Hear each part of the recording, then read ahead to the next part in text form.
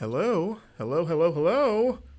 Yes, it is Game Informer Changelini, or at least one Game Informer me, Marcus Stewart. I'm the Game Informer that is here today. And look, it's Bayonetta 2, the second one of these games. Soon to be 3 of them come October 28th, and that's the reason why I am checking this out because, you know, in case you're not aware, Bayonetta 3 is our cover story for this month, and I wrote it. So in addition to getting a chance to hang out with you guys and talk about that cover, answer any Bayonetta 3 questions you might have, I wanted to take this opportunity to go back and revisit one of my favorite games really ever, and my game of the year in 2014, that being Bayonetta 2, as we see here with this really awesome cutscene here. Look at Bayonetta go fighting a mysterious enemy that we won't get into here, you know, spoilers. But great to see you all in chat. I see Changelini, like I called out before, Stoats Totes 17.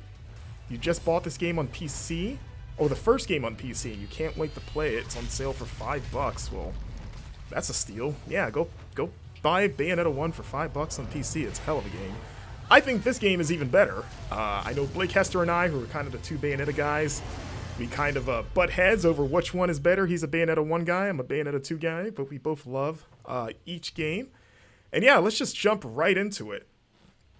First and foremost, let me know that everything sounds okay, that you can hear my voice crisp and clear, as well as the video game. And see, we got a bit of save data here. What we're actually going to do is we're going to start from the beginning, but with the abilities I have unlocked. So this is the Switch version of the game. You know, Bayonetta 2 originally a Wii U exclusive, but it came to Switch in 2018, so that's what we are looking at. And I actually replayed this quite recently. Let's see. Game bit subdued. Turn it up a bit. But yeah, I actually revisited this game not that long ago because in preparation for the Bayonetta 3 cover, I went back and played this and Bayonetta 1 to sort of refresh my memory because it had been a while. So basically I have no excuse for doing terrible, I guess. And there we go, just getting right into it. In more ways than one, apparently. But yeah, let me know, chat, if you, has anyone else played Bayonetta 2? Any big Bayonetta fans? And like I said, if you have any questions about Bayonetta 3, I can answer them to the best of my abilities. As we do this really cool prologue chapter.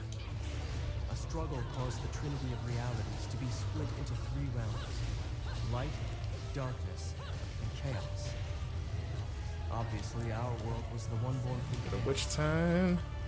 The 3 worlds all needed rulers. Most of all, ours. So I don't have which time unlocked And the yet. one that ruled the chaos became known as AC.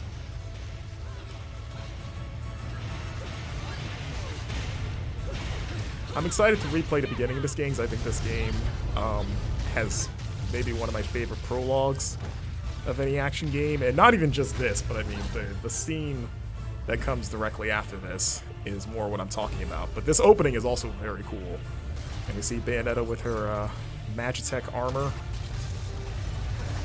Aesir spent the first eternity quietly looking upon the earth in his holy mountain, where we only see reality and make it match our rules of the world. There you go. Aesir saw through reality, and those visions became ours. See, Born Girly, you just picked this up on the Switch. Looking forward to checking it out. Yes, that's what I'm playing on right now, the Switch version, which the Switch versions of both games are fantastic. They both run at a nice 60. So actually, when I was replaying this game while I was on the plane to go to Nintendo of America for the Bayo 3 cover story, this was a great portable game to dive into. And I couldn't help but think that I was getting some looks because, you know, you see this, and imagine this on like a small screen sitting in the aisle chair on a plane, and then I could feel that people were probably looking at my screen and being like, what is happening there? Like, what is all of this nonsense, and why is there this lady that gets like half naked at regular intervals. They could now choose. No. With control of the eyes of the world, the eyes that determine destiny, humans could There we choose go. their own paths. They awoke to their own identities. Man is but a ruin, the most feeble thing in nature. But now we Get him kneecaps. Attacking and we his took our kick first pads big there. step towards grand prosperity. The inheritors of the eyes of Aesir. Get granted that. the Get power that. of creation.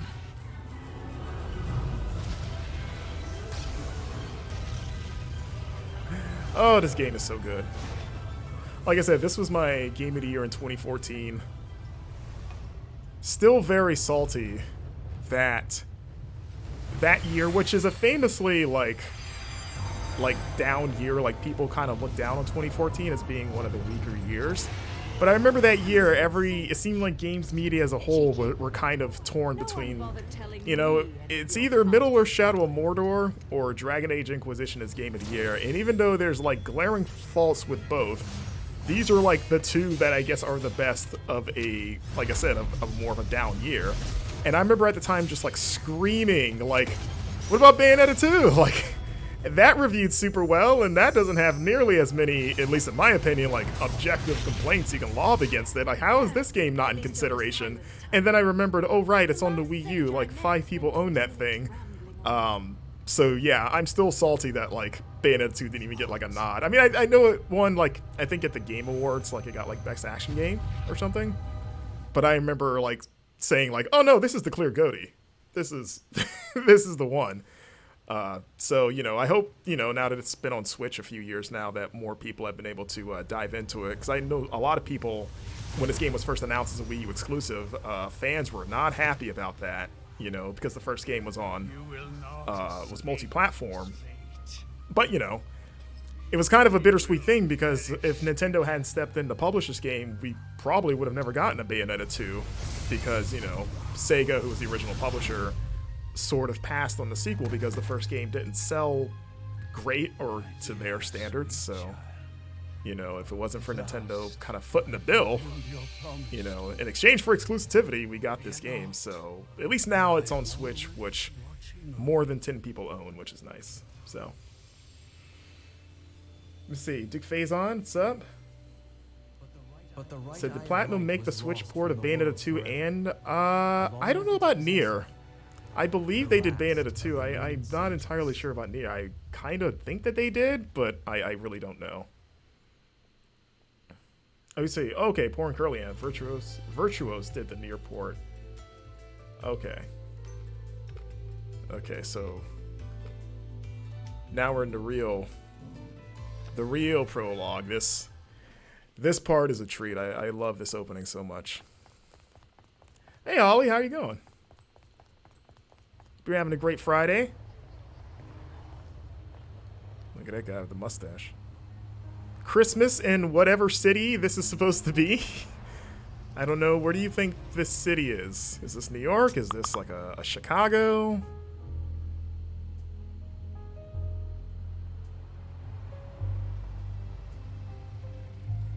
Platinum bus?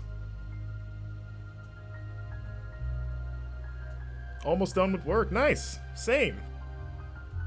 I'm doing well. Zangmaster. How's it going? Same city that The Room takes place in. Oh, you mean the Tommy Wiseau modern classic, The Room. Or I guess it's not really modern. Actually, that movie, I believe, as of this year, is 20 years old. Because it was 2002, if I remember correctly. So I guess now it's like an officially a classic.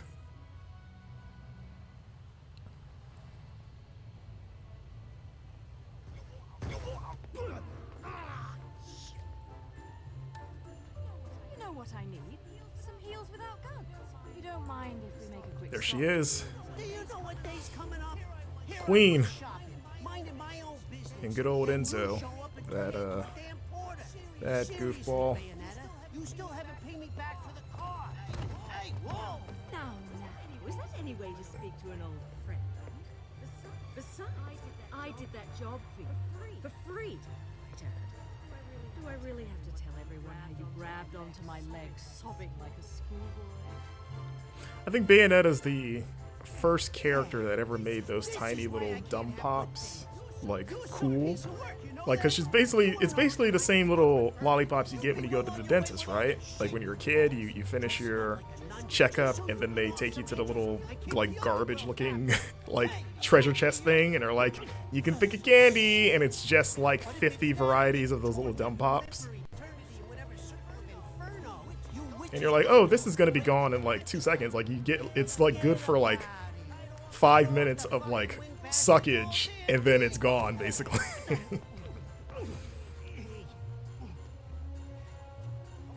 What the fuck you wasting your time trying to send some schmucks off to the afterlife for? The afterlife. And done.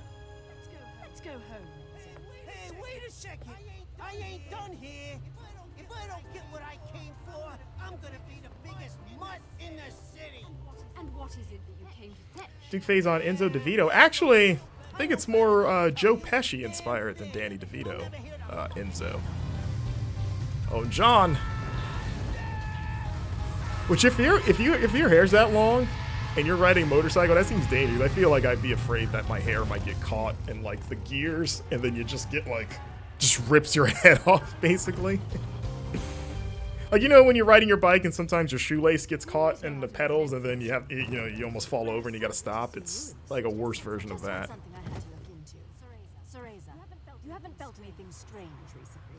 Now that you mention Oh no, yeah, you're right, Holly. quite figured out who If it was Vortman's, yeah, that's what they give you as a punishment of like, oh, you had like 5 cavities, well, here you go, kid. Maybe this will teach you not to eat sweets by giving you terrible versions of stuff that's good.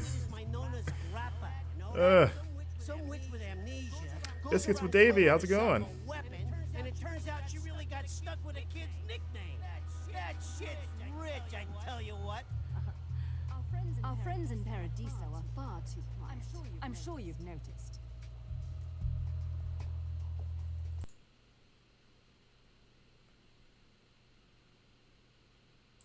Our friends down south seem to be a bit upset as well.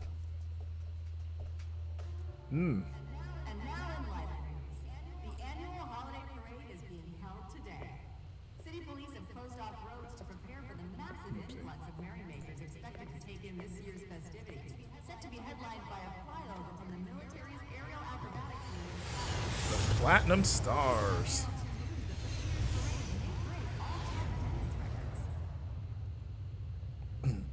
You've never played or watched Bayonetta, Biscuits. How could you?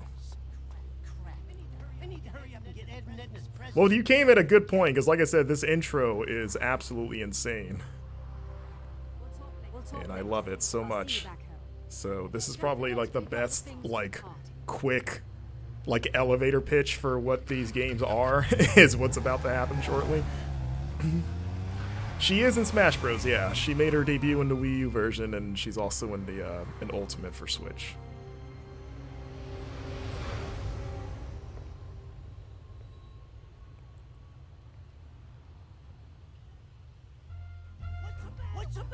What's the matter with you?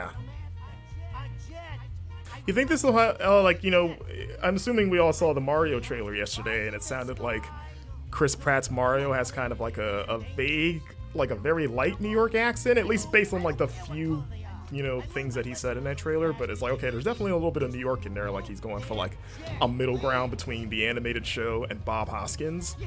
What if he went for more of like this, like he just went all the way, like, just full on Enzo? Like, just everything that's happening right now, just imagine it's Illumination's Mario saying it. Would that be better for everyone? Saying that she thought it did, but like if you listen to the second part when he's like, let's go to the Mushroom Kingdom, whatever he said, like there is like a tinge of New York in there. So it's like, it's not just his voice. Like he's definitely going for something. You know, I try to avoid doing this in my Sunday best. Look at that, kicking a jet plane. All right, here we go. Angels are here.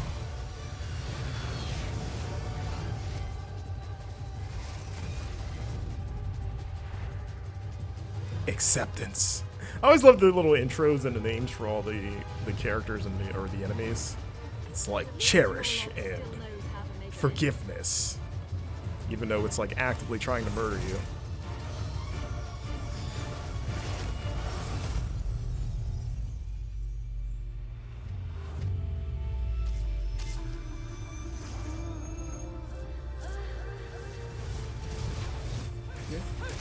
Also, thanks for gifting that sub, Holly, to Biscuits.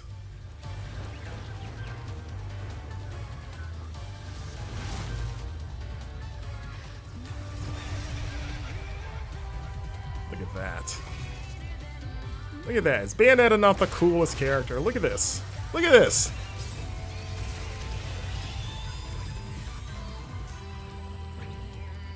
Yep. The other thing to keep in mind, Biscuits, is like you probably don't want to play this around kids, or maybe anyone that you'd feel potentially embarrassed by if you don't want to have to explain yourself. Like, what are you playing? Like, what did they just zoom in on that character's butt or crotch? You're like, yeah, that happens a lot in these games. It's all like tongue-in-cheek, but it's still like, and that's what Bayonetta 3 has, that naive angel mode, which is like an optional mode that basically tones down the like sexual stuff a little bit. And I loved Platinum's explanation for that, where they were like, well, you know, since the Switch is a portable thing you can take anywhere, you might feel a little more self-conscious playing this game in like public, so we put this mode in there that makes it a little bit more, you know, couth, so you don't have to get any side eyes from folks on an airplane per se. All right, here we go.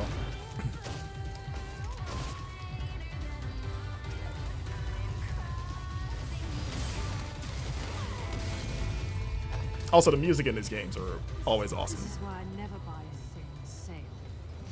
Yeah, you don't want those cheap guns. We need the real ones.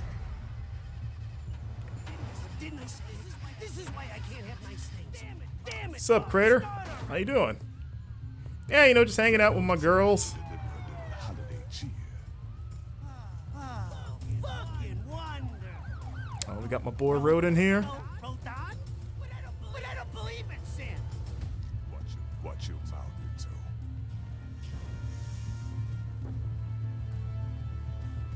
You don't want anyone offering you for sacrilege before to pay your tab. Like those jazz hands he's got going on there. Oh, Rodin's voice is like, he needs to audit. Whoever plays him just needs to do like some audiobooks or maybe a nature documentary. Look at this. This is amazing. How do you not want to play this whole game after watching everything we've seen so far?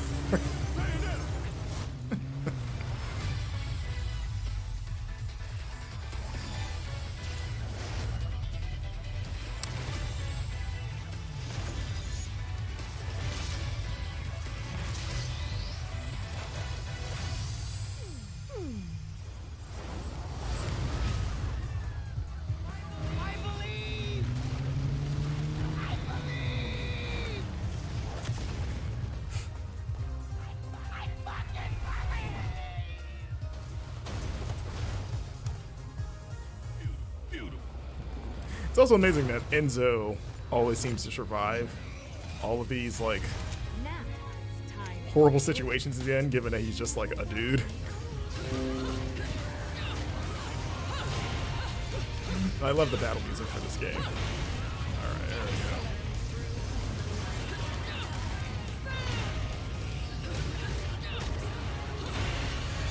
There we go. Got our Umbran Climax, which is was one of the new things that Bayonetta 2 added from the first game.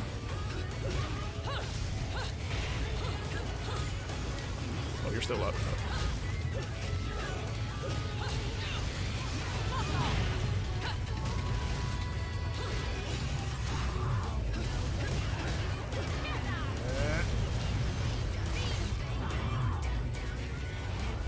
Oh, this game plays so good. Oh! I got the X's mixed up. I mean, wait, did I die? Oh, crap! Oh, I hate that. Okay. I got my X's mixed up. I did the classic going from Xbox to Nintendo screw-up-y thing. Oh, I hate that I died there. So these games are like, you know, like Devil May Cry, you get graded at the end. And I take the grades in both games so seriously where if I die or even take too much damage and I get like a, even if I get like a B, I'm like peeved about it. Like I have to get no less than like a gold or a platinum. So like dying in the beginning in such a lame way, I'm like, oh, that's gonna like, it like hurts.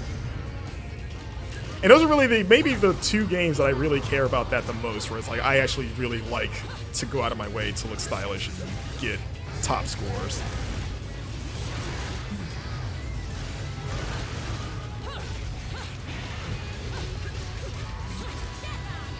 Wait, did you? Oh.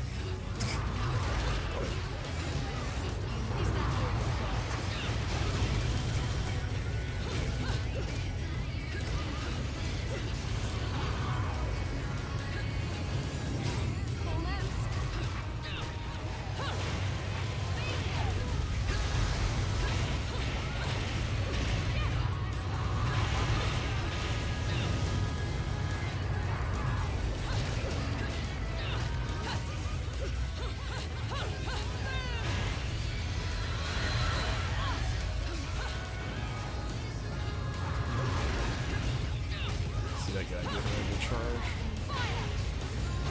Nope. Not today, my friend. Oh, yeah.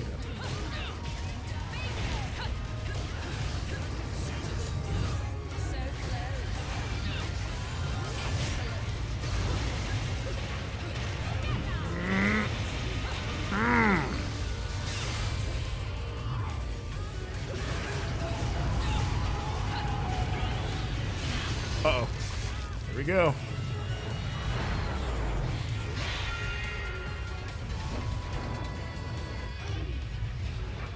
Jump, jump, jump. Let's go. So, see, I'm upset. If I didn't die, that should be no lower than gold.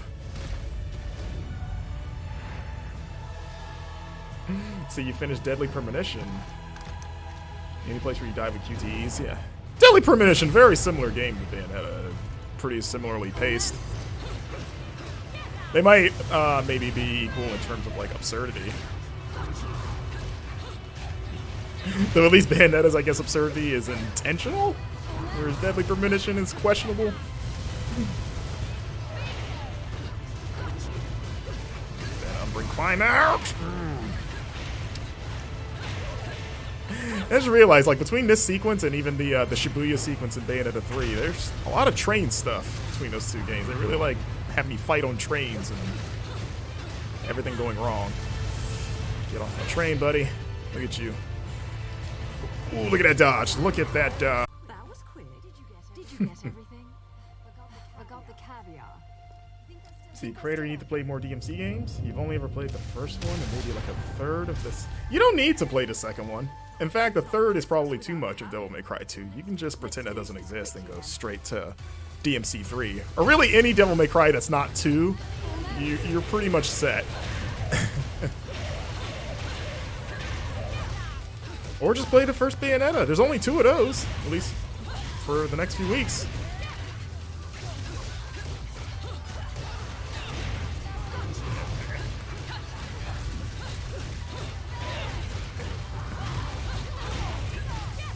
Ah. Oh, it's punish. Punish him.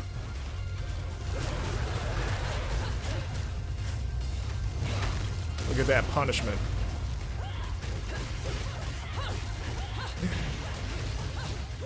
So I noticed in Bayonetta 3, you see here Jean sort of like tag teaming with the AI control. There was a challenge room sequence where Jean also teams up with you, so I think that's still going to be a thing in Bayo 3. And like I said, I wrote the Bayonetta 3 cover story, so if anyone has any questions about that game, I am happy to answer them as best as I can. Alright, here we go. Gamora. There he is. Chomp him up. Can we get all the way there? There we go.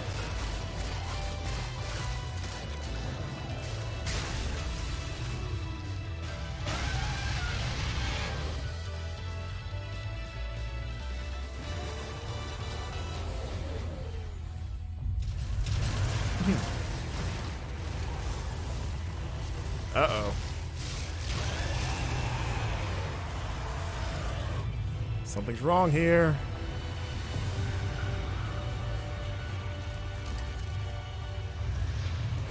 See, created the second game made you fall off down. Yeah, it'll do it. Like I said, you can literally skip it. Like the lore doesn't even acknowledge that that game exists. Like that's how bad it is.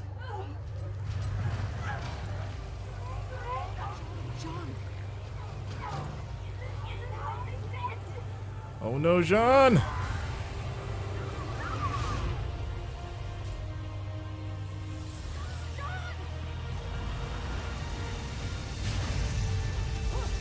See, Bayonetta losing control of her summon, which is one of the big sort of plot points in this game. So now we gotta fight our buddy. Okay,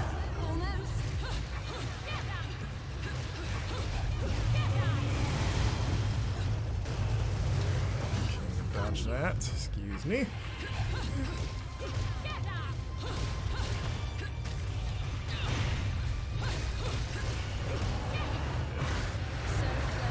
All up in that mouth. Just Feel free to clip that out of context.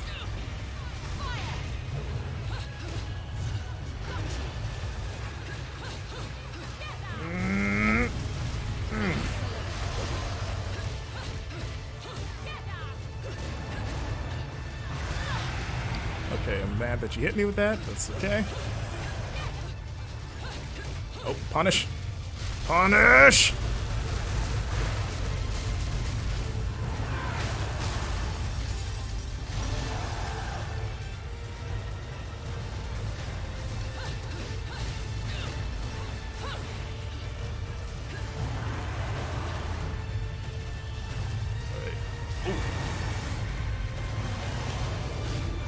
Also, I just realized that I think we're on the, are we on the, what building are we on? Okay. I was gonna say, like, are we in Tokyo? I thought that was the Tokyo Skytree at first.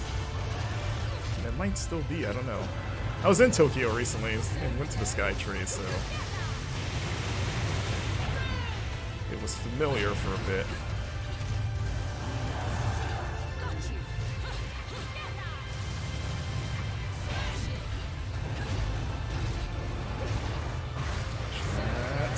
Go.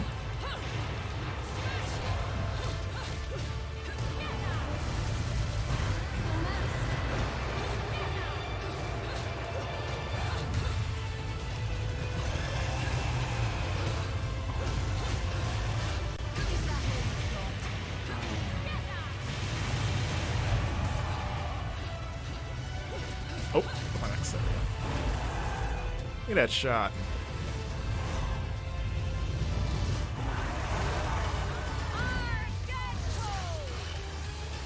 Oh, wiggle.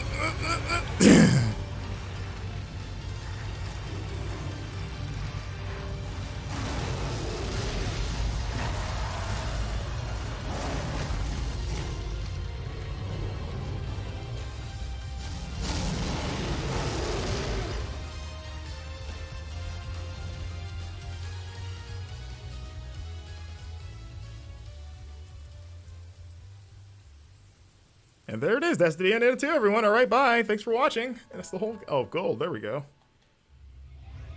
Could have been platinum. Maybe if I didn't get hit that one time, but I'm happy. Gold is fine.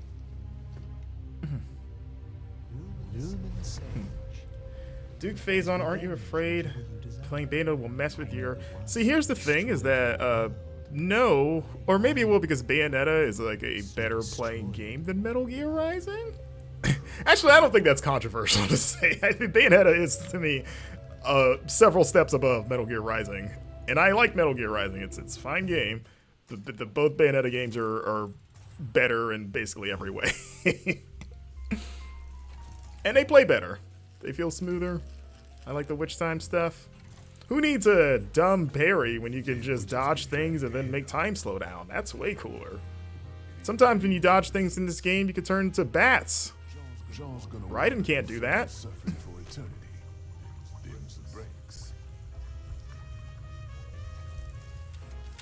I didn't ask you to tell me what I already know, Rodin. Especially if you're going to be flip about it. You know better than that. See, I learned how to parry. It's just it's just bad. It's just not great parry. It's okay, but in the pantheon of parries, it's pretty low. It's maybe halfway through. I'm just saying, it'd be easier if you just hit a button to parry. You don't have to do this pushing forward and stuff. It's like, why do that? But looking at her now, I mean, no, I'm glad you finished it on hard. I mean, I finish a lot of games that aren't good. She's right.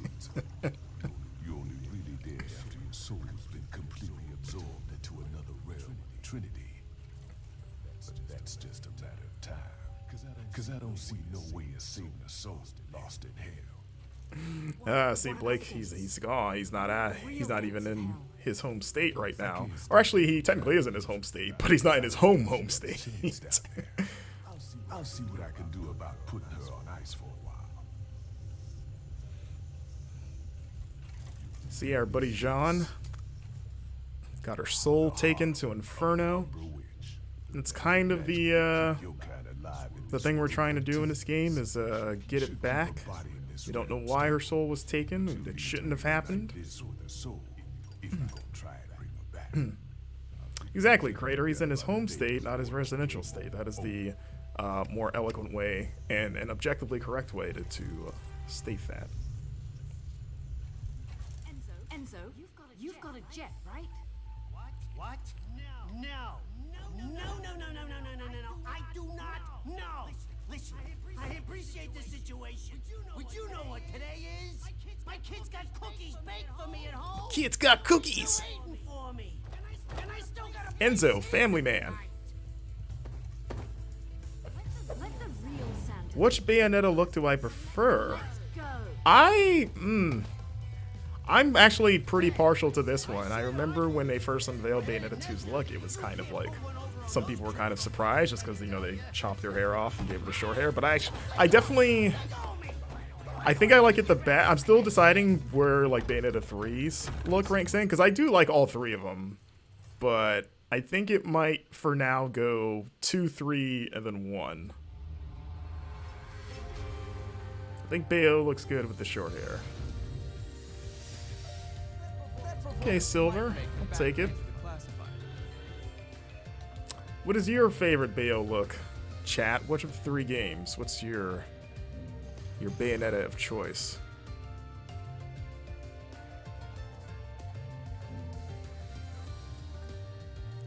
Do I want to overwrite my... Oh, actually... Wait. I died once, didn't I? No.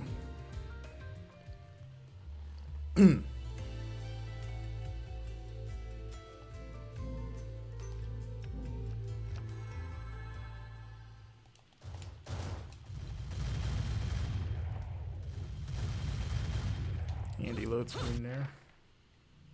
The sacred mountain of Thimbleventer. The joint's supposed to be the link between Inferno and Paradiso.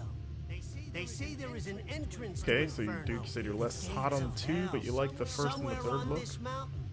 No one knows where, though. Orange Girl, you're waiting for another studio to make a Bayonetta and give her blonde hair. The only reason this overgrown rock is worshipped like some god in the first place is that Maybe, no one's ever like been she able goes to get Super close Saiyan, to right? the damn thing. So her whole body just It's like turns, it don't her like whole, it. it just goes yellow, it just goes blonde. The climber ends up stranded or worse.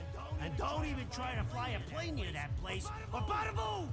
But at least your soul doesn't have a Oh, is that what that's supposed to be? afterlife you got lined up, right? Like if Ninja Theory got their hands on Bayonetta and they're like, you know what we should do? It would make people upset if we did this. Which, by the way, I'm a huge fan of Ninja Theory's Devil May Cry game. I think that game's awesome. It's arguably my favorite Devil May Cry. It's probably number 2. I think that game rules. I actually have an autographed frame poster behind me from the devs around when the game was coming out. That game had a lot of really cool ideas. I would love a sequel to DMC Devil May Cry, honestly.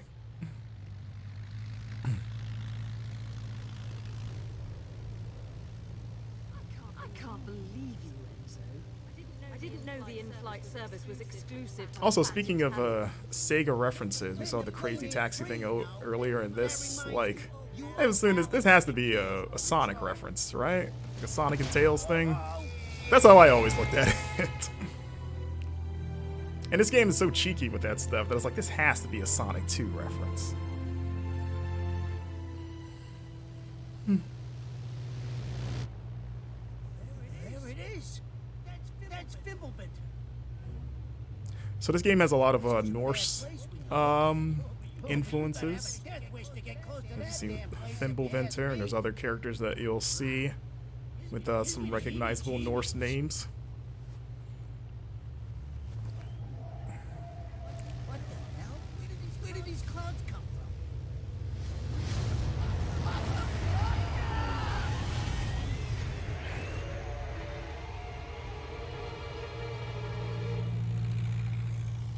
Sorry, sorry, Enzo. This is where I get off. Say hi to the wife and kids.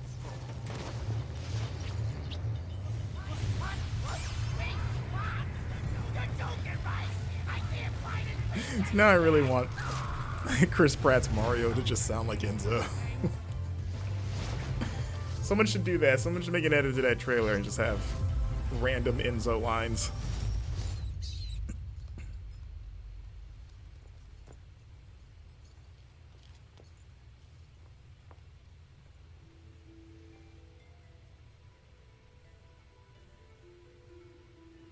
John, I'm on my way. Just behave yourself for a bit longer. Alright, here we go. Now we're really playing Bayonetta. Of course, you always got to destroy everything, because one, there's always like halos, which are the game's currency, if you're not aware, as well as just, you know, collectible stuff and crafting fragments for like the healing and other consumables. But also it's fun to just scare the crap out of the people in the mortal realm, where they kind of react to things randomly exploding around them. Yeah, we won't do everything here. There is some stuff. This game really wants to teach. Wait, what was that? Oh.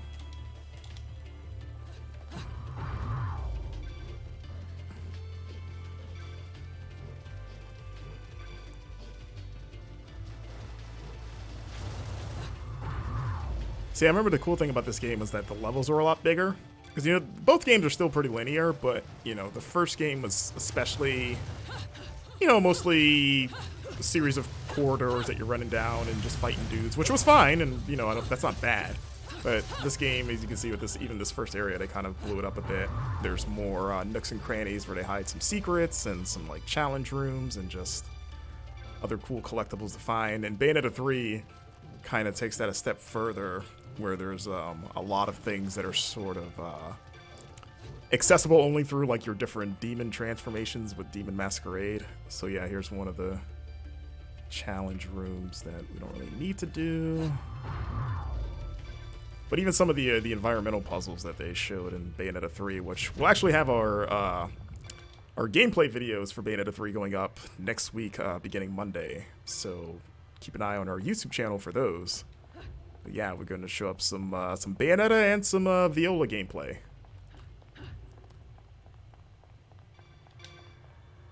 Okay.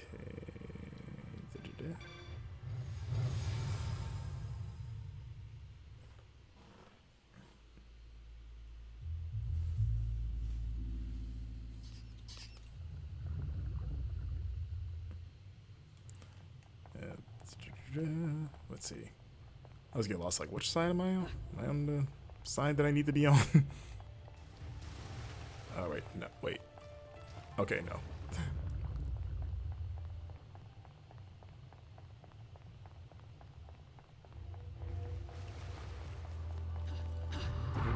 Hello, I Kuja? You asking if the new characters have a name? Oh, Viola. Yeah, Viola's the second playable character in Bayonetta 3. Let's see, I forgot how. Okay, path's blocked. We're underwater. Bayonetta can survive underwater just because reasons of magic.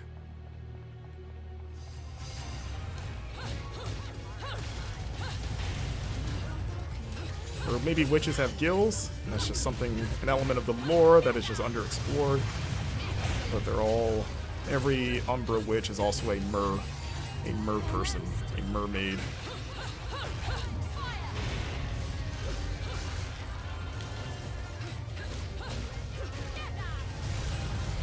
Oh, you hit me? Okay, I don't like that. Gonna make... Smash them fools! Like Roman Reigns. Everyone has always said that Bayonetta is like the Roman Reigns of video game characters. Everyone. She is always asking to be acknowledged. And some say Roman Reigns is the Bayonetta of wrestlers, you know? He's always coming out doing those seductive poses and breakdancing to the ring, splitting his legs open. There we go, what we get. Got us a green herb lollipop, which is some health.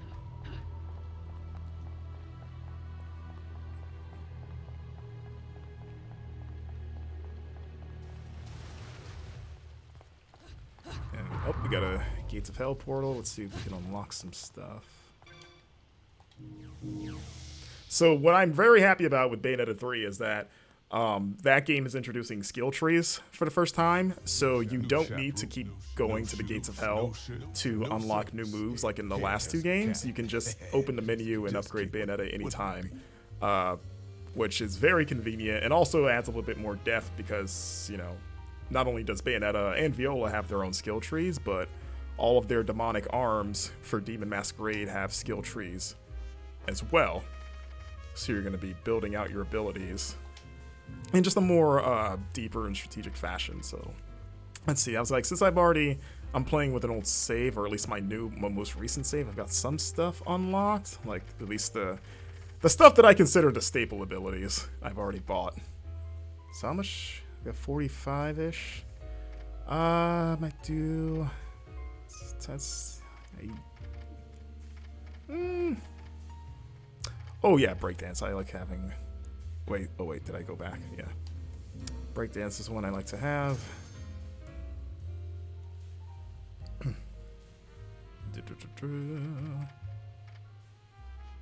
a spear, which I got us with the crow. Don't need that.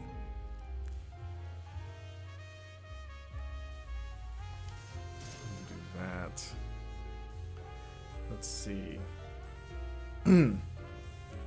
Do I like Viola's look? I don't mind it.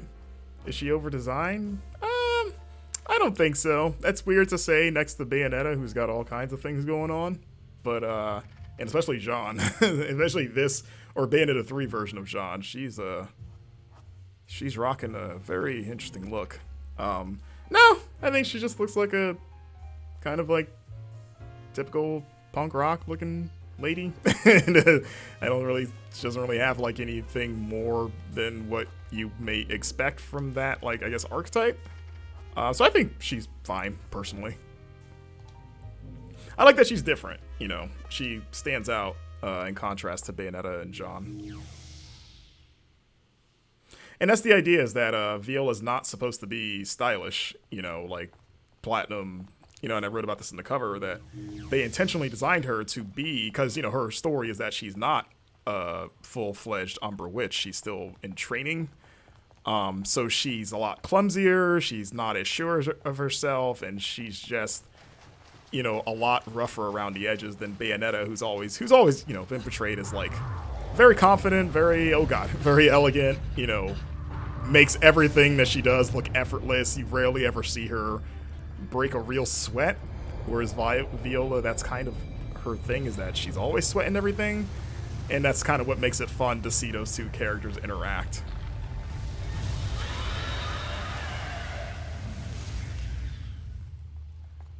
Okay. Well, if you're gonna mess up my street, man, just kick that door open.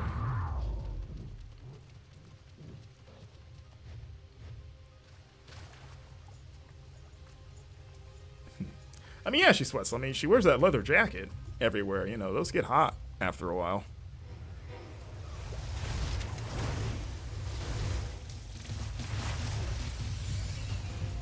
Let's see, Zangmaster, you're playing Kina, Bridge of Spirits? Nice. I like that game. I've been playing, I fired up Valkyrie Elysium last night for the first time and played through the sort of like first prologue chapter. And that game seems solid so far. I know John Carson wrote a really great review for IGN.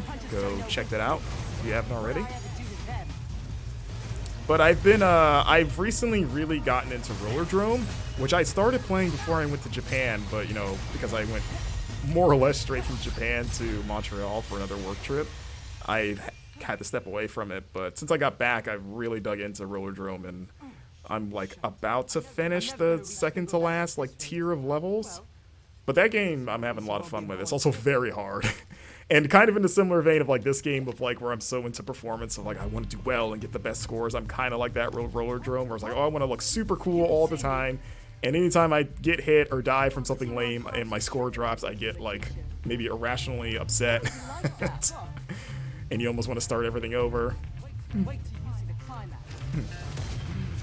See, Rollerdrome only. Is it only on PlayStation? I forget. Is it not on Xbox? So I'm playing it on PS5, so I don't know. I don't know. I thought it was on like everything, but maybe it's not.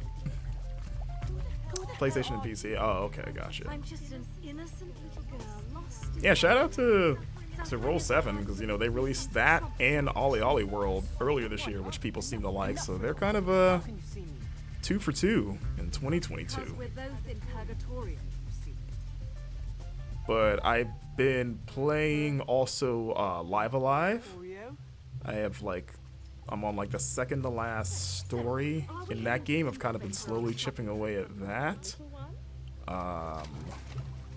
I've been also kind of like taking my time playing Solstice, which is another sort of like yeah, Live Alive is great. Crater, a buddy of mine, I kind of turned him onto it and he's already finished it. Like he passed me because he couldn't get enough of it.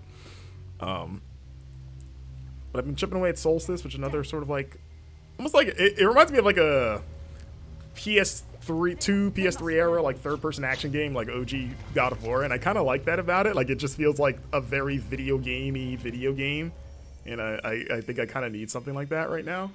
Like I just need to go in, just let me go in there and like hack and slash some dudes, and you know, combat's pretty solid.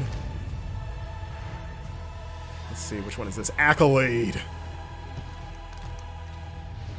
But yeah, you know, we're kind of getting closer and closer to like end of the year stuff, so I'm trying to play catch up on some stuff I either haven't played or haven't finished for like game of the year purposes. So I've got a list of games I've either started and haven't finished yet, or just need to get start in general.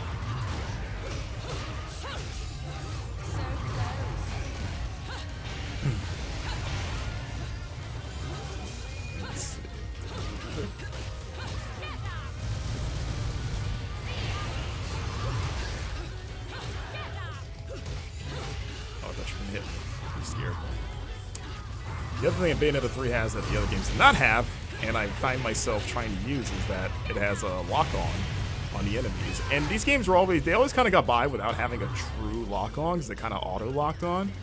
But Bayo 3 has a traditional, like, you click the stick and lock on to someone mechanic.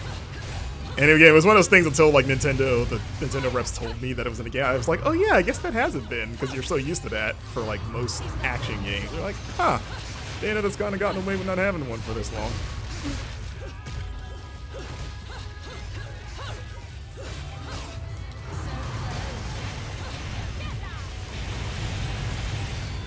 Oh, okay, I would say you did not just hit me. Yeah, buddy. Where you going? There we go. Get me.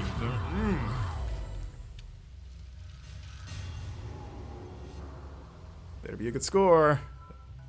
Okay, gold. Let's see, get these halos. Oh, we got this little chest over there. Let's go get that.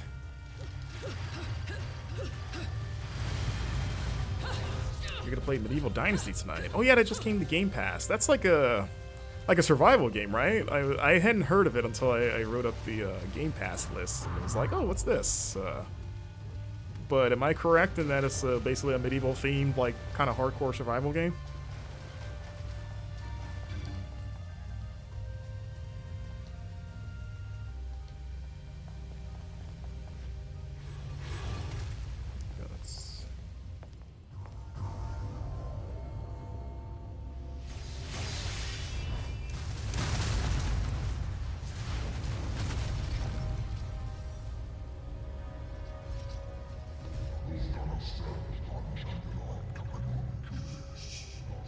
Crater, which stories have you finished in Live Alive?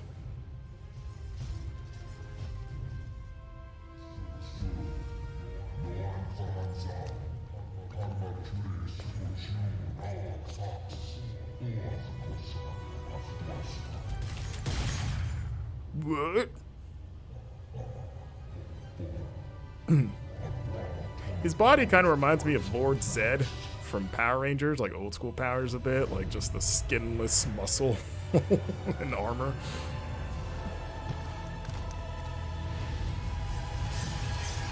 Also, Lord Zed, low-key, one of the most terrifying villains as a kid. I'm always amazed that they kind of got away with putting that freak show on TV with his exposed brain and just, again, skinless body. I was like, looking back on it, you're like, that's a pretty hardcore design, and this was just on children's television. Okay, you got me twice. I do not like that.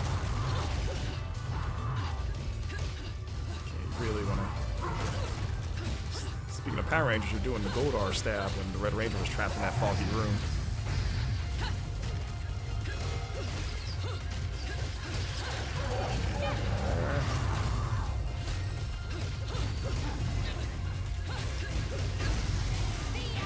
Get him.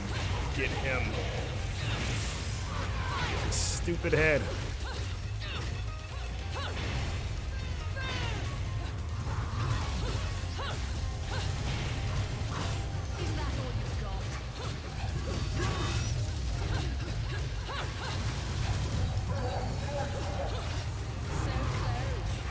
Thought he got me there.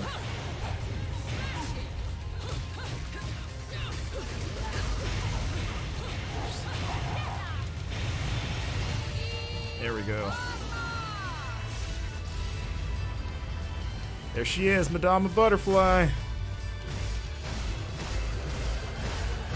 Stabs the crap out of him.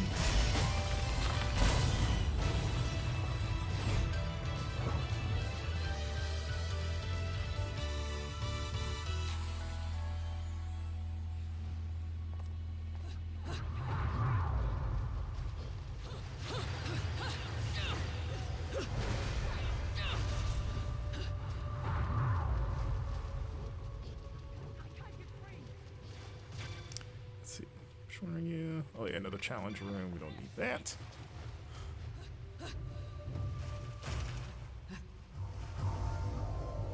So we're about to meet a pretty important character in this game once we get past the... Who are you? Cachet and Compassion, which is a good name for like an R&B duo.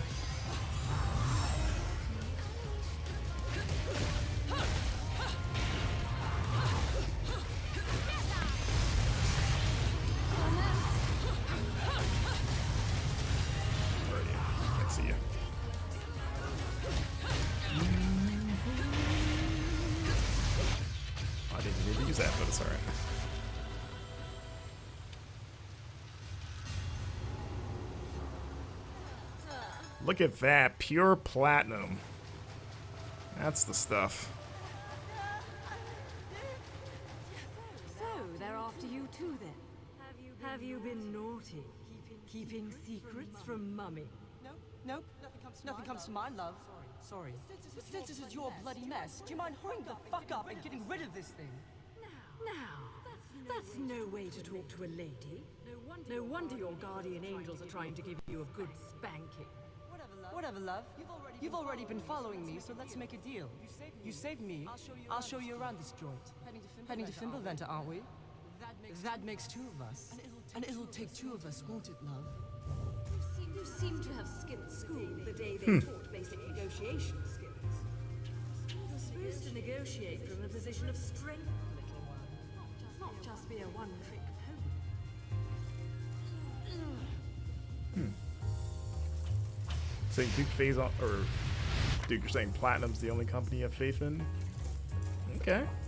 I mean, hopefully Bayonetta 3 is great. One, because, you know, obviously there's a lot of fan anticipation for that game, and the first two games are awesome. But also, Babylon's Fall came out this year, so they kind of need a win right now. Because, oh boy, what a debacle that thing was. Or I guess is. I guess it's not gone yet. But About who you are, why you're going to the mountain. Take me there and make it quick.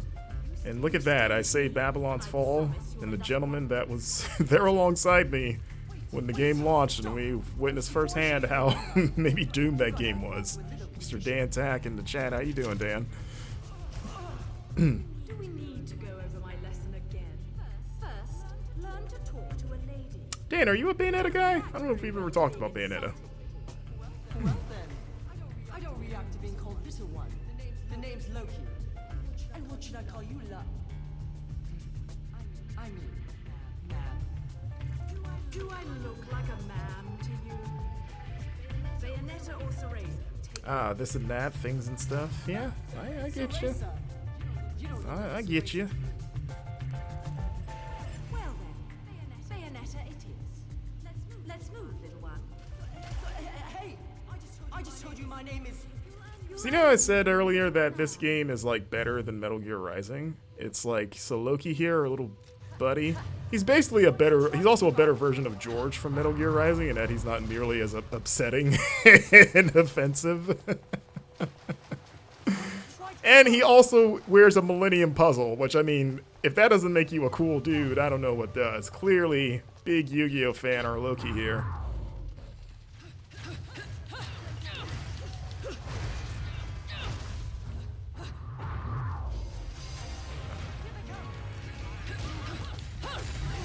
One of the big things I love about Bayonetta 2 compared to the first game was the first game was pretty infamous for combat encounters that would introduce a new enemy type, and then they would immediately hit you. Like, as soon as their little introduction cutscene ends, you would just get like a cheap shot. I mean, like, you barely had any time to react. They would just take a swing, and you, like, by the time the cutscene ends, you're getting hit in the face.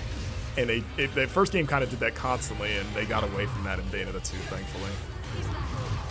But I remember that, like, drove me nuts as someone, again, that really values my scores at the end of these encounters. I was like, oh, like, you guys are just getting freebies in the beginning of these fights.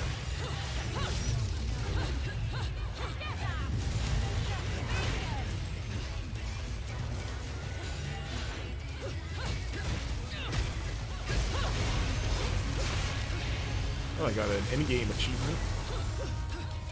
Or something.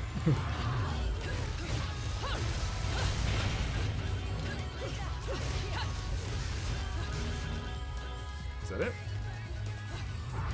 Who's still around? Oh, okay.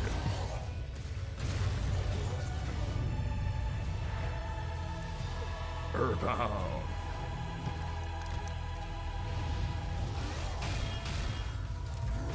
Look at that big boy. All upper body, no legs.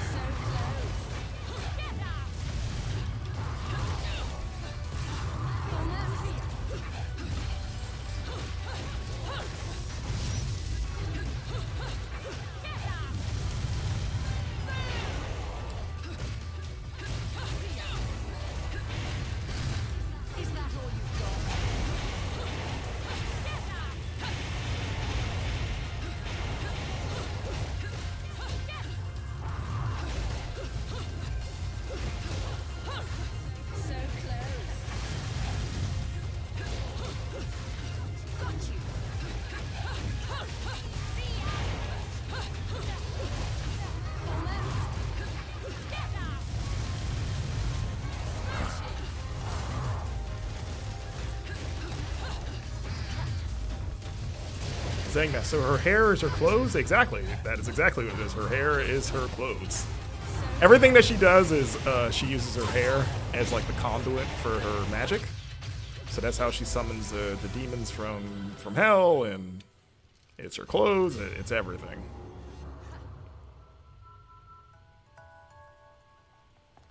And you either find that attractive or disgusting. It's usually one of the two. There we go. I'm going to steal his weapons, which is another cool thing with these games, being able to pick up the weapons that the enemies drop, which I'm not sure if that returns in Bayonetta 3. I didn't really see that in the demos that I played. Let's see. Let's go to the Gates of Hell.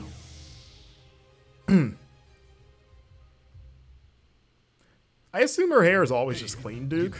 Maybe it's just like magic. You know, magic keeps it clean. Because, you know, she's a very classy lady. She would never allow any, like, a speck of dirt to get in there. Okay, we got 27. We can do a little heel slide. Little heel turn. You might say a heel slide. Thank you for the tier 1 sub. I Aunt Clark. Hope I said her name right. Her lenses are air Bartholomew. I think her glasses are actually. I think those are just straight up glasses. I think. I've never ever thought about those also being made of hair, but maybe. I've also liked that she wears glasses. Like, you would think that, oh, she's this like perfect witch that can do anything, and you're saying suggesting her eyesight is bad, unless maybe they're not functional. Maybe it's just for looks. Like, she doesn't actually need them to see. Because I could see that too. You know, she's all about fashion. Maybe she's just like, I just like the look of them. But yeah, if there was ever a scene in Bayonetta where her glasses fell off and then she goes like full Velma, she's like, my glasses! And just crawling on all fours, getting her ass kicked. Ugh, okay.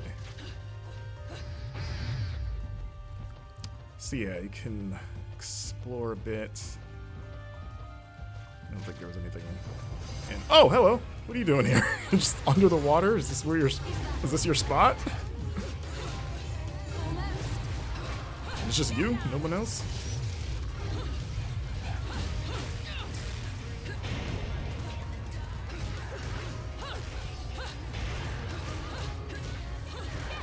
It's this dual sword hand centaur that just lives in the water for some reason. Okay, what were you protecting? Ah, okay, you got a little secret. Ah, there we go, a little... Basically, those are like heart pieces in like Zelda. So that's what you were guarding. Platinum.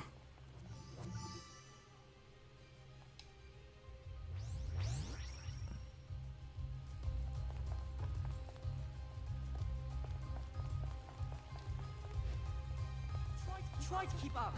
I'm faster than you, my man. Also, I love this though. I'm always a sucker for if you do a game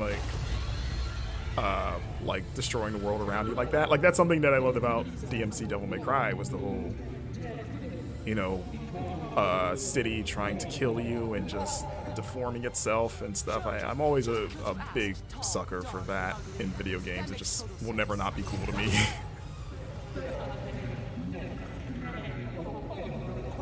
See, can you punch people with a ghost? Oh yeah! If I get into a fight, I can use them, which I believe is going to happen right now. Or it might be a chase sequence. Oh no, we're fighting.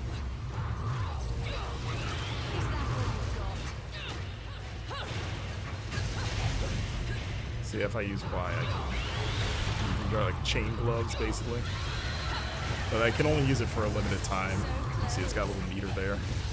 They do a lot of damage.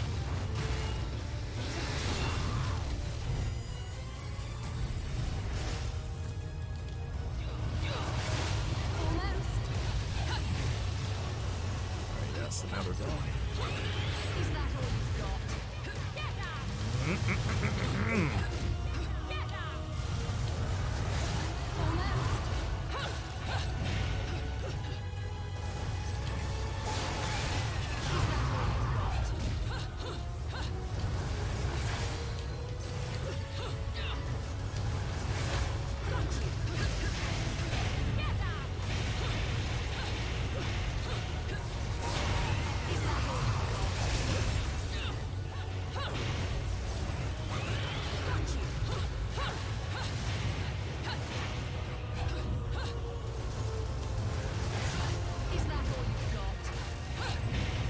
we are kicking the crap out of this guy.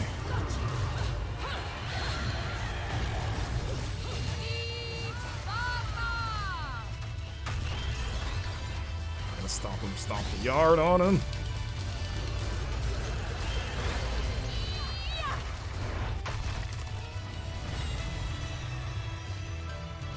Look at that, no damage.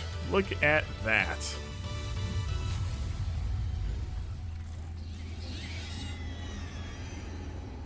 Take that, Rayquaza.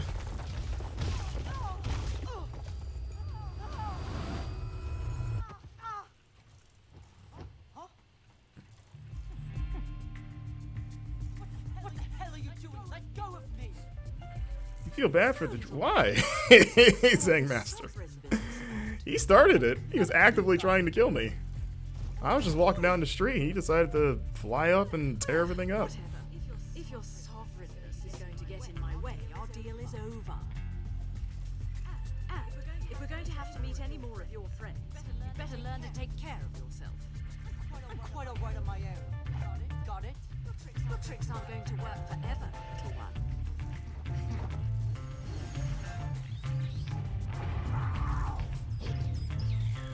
More tricks, little magician. Maybe you've got more to offer than I expected. Didn't seem like much of a fight. Well, that's true. I mean, you know, Stay here. And should have known who he was picking a fight with. Don't start something you can't finish. Is it not? Yes. I will never forget that face. Never. Alright, let's see what our overall score for the chapter was. I think it's going to be pretty good. Okay, another Luca, silver. How was that silver when I all I got was like gold and platinums? And didn't die. Yeah, Bayonetta's grading system, very, very hard, very steep. Let's see, did I do better than last time? Oh, yeah, I did. Let's save that. Do you like these static cutscenes? I feel they're cheap. I don't mind them. I mean, would I prefer, like, if they were all fully animated? Which, you know, most of them are, like, or at least half of them. Yeah, but I guess for, like, little scenes, it's like, I don't know. I'm kind of, like, I guess indifferent. They don't really bother me.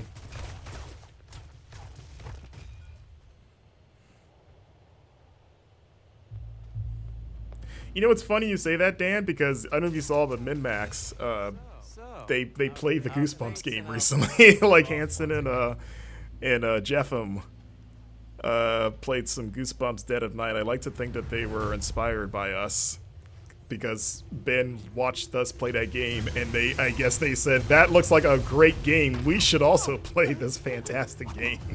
Those guys look like they're having fun. But yeah, it made me chuckle when I saw that. I was like, oh, well, I hope they know what they're getting into with that, but... Here's our buddy Luca. Everyone's favorite cool guy that isn't as cool as he thinks that he is. Did Ben like it? Crater, I didn't see all of it. I watched some of it, but I wasn't able to watch the full thing. Was he...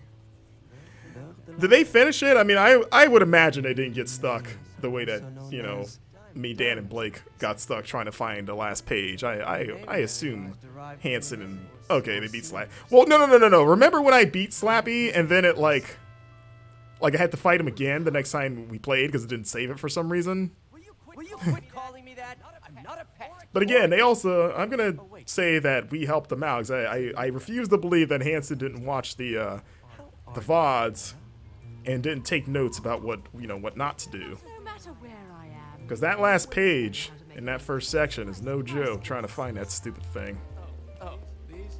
Rodon has a soft spot for But I also believe that Hanson would unironically enjoy that game. and don't get it twisted, Bayonetta. Stop. If I had to score Goosebumps, what would I give it? You know, it's funny because I think after you left, Dan, I don't know if you saw, but I played more of it and got to the second section of the game, which is like this like botany, like greenhouse area that was also like a different kind of like bad. But yeah, I'd say based on like I guess half of the game I probably played at this point, it's like a solid 4. You know, solid 4 out of 10, we'll say. Story better than anyone. The Umbra witches and the Lumen sages. Maybe a 5 if I'm in a good mood. I think 4 seems fair. Plans of the Overseer, watching over us all with the eyes of the world.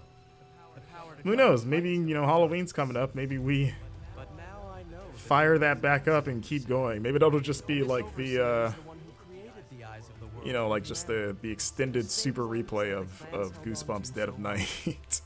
They only touch it every few months because that's how much time it takes to recover from the last time that we touch it.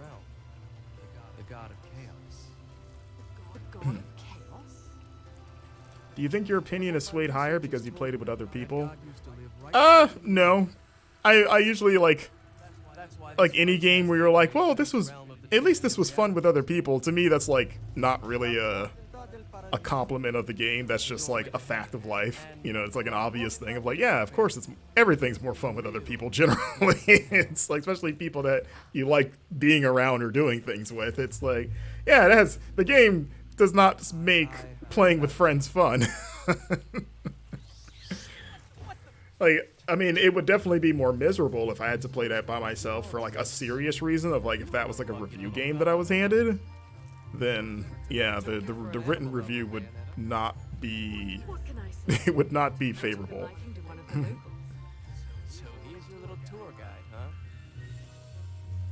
Look, I know this isn't the Let's time see, to Hanson. Let me see what I See, can find out to help you. Hanson had the advantage of having one less person. You know, he only had to listen to Jeffem, so he could hear better. You know, I had Dan and Blake and Reiner too. You know, and we were so focused on nothing else but the game. Nothing else came up. There were no tangents. There were no ridiculous conversations. We were just very laser focused on finishing Goosebumps that, you know, we still weren't able to hear the pages. We were just too busy chatting about what to do in Goosebumps. Hey, kitty. Alright. I'm gonna say, like, I actually don't know which way to go. I think it's this way. Actually, there's a book here. Another thing in Bayonetta 3 that is useful, now that I'm asking where to go, is that it has a waypoint. So if you click, I believe, the left stick, it'll it'll do the thing where it just pinpoints the direction you're supposed to go in and reorients you. So if you get too busy sidetracked trying to hunt for goodies and you're like, which way am I supposed to go? Just click the stick and you know exactly where to go, which, you know, it obviously isn't a new thing in video games, but it's new for Bayonetta. So again, it's one of those like small but like welcome tweaks that you're kind of like, huh, I guess that wasn't a thing before, was it? So yeah, a lot of small and like welcome changes in Bayonetta 3.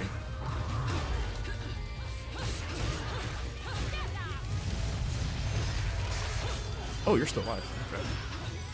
Thought you exploded with your buddy. Just gonna tear you up with this break dance.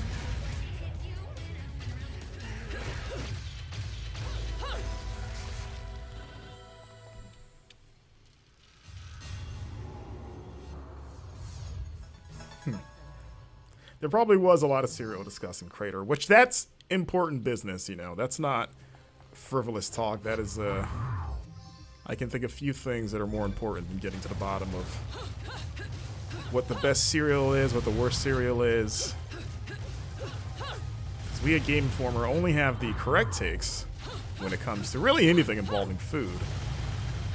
Unless you're Dan Tack and you for some reason think that Captain Crunch is a top tier cereal, which is absurd.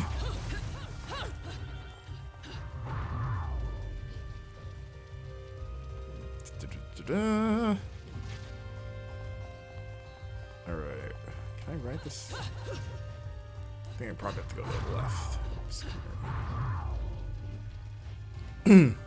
Dan, you said Captain Crunch. You didn't say Crunch. You said Captain Crunch like as a brand was like the best. And I remember you saying like regular, like Captain Crunch with Crunch Berries.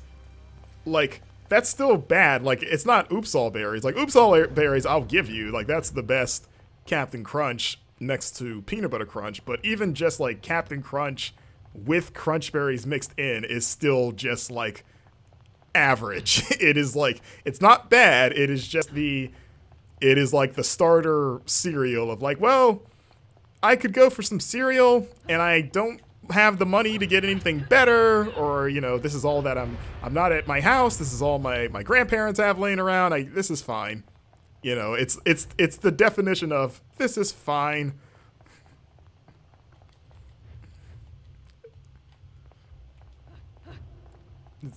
Did we figure out if cereal was just soup?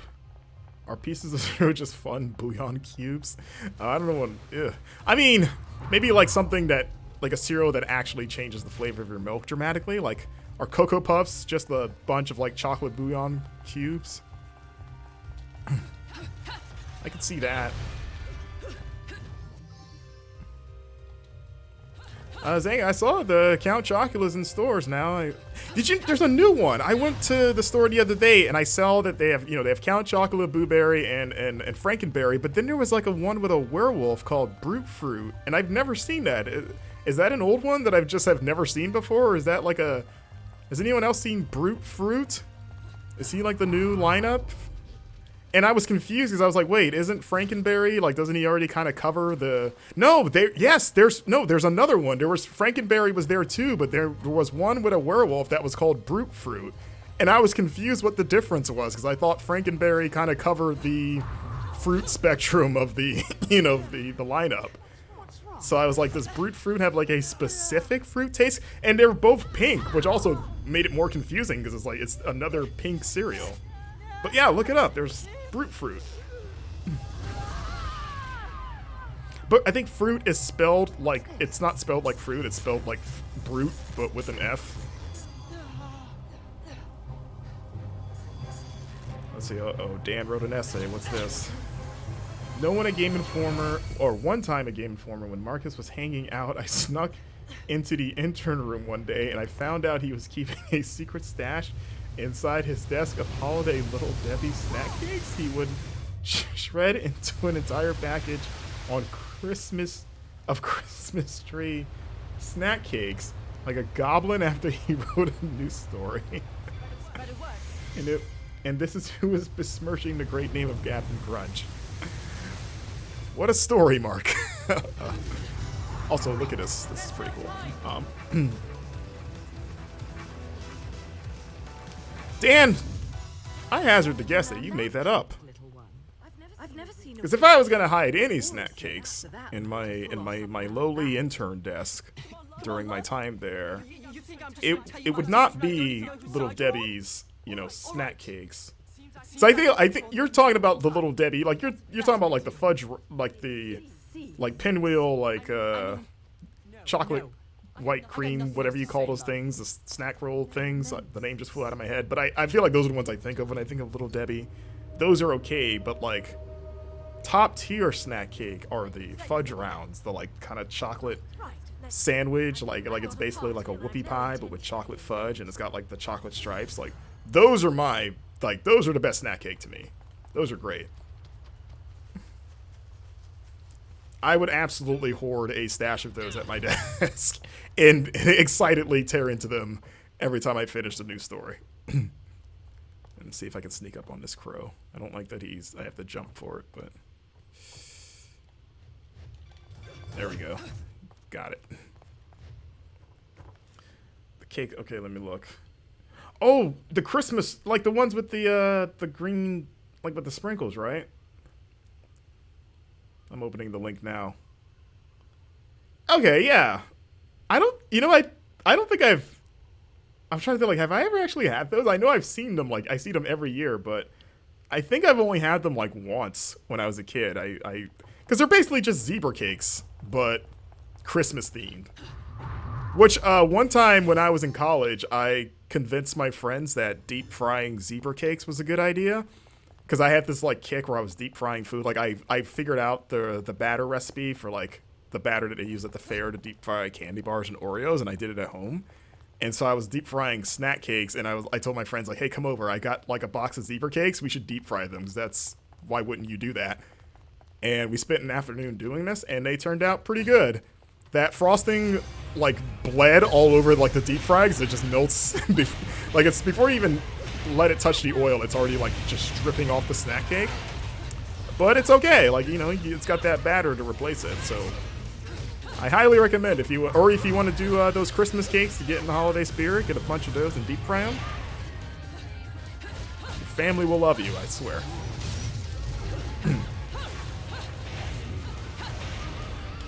We're gonna ride them. We're gonna ride them. I'm supposed to use this to hit people, but since there's no enemies left, this is just me flexing. And another platinum for me.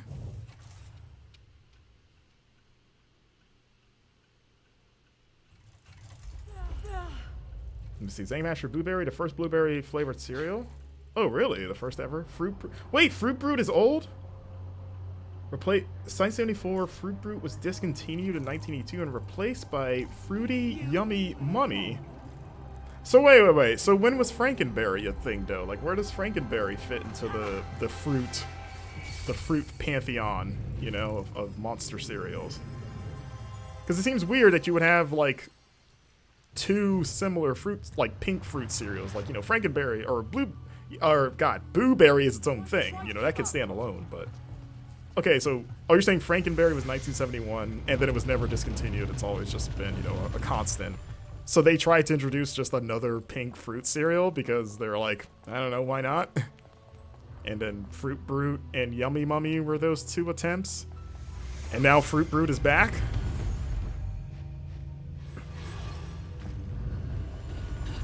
By popular demand, maybe? Like, is Fruit Brute like the Crystal Pepsi who's making a comeback?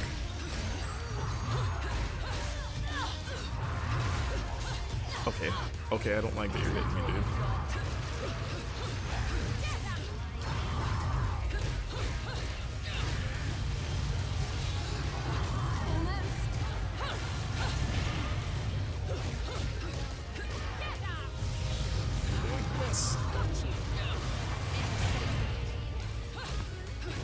It's the year of Fruit Brute.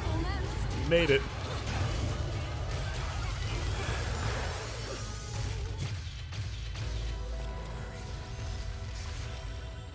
I already forgot that I had his hammer. I didn't even use it.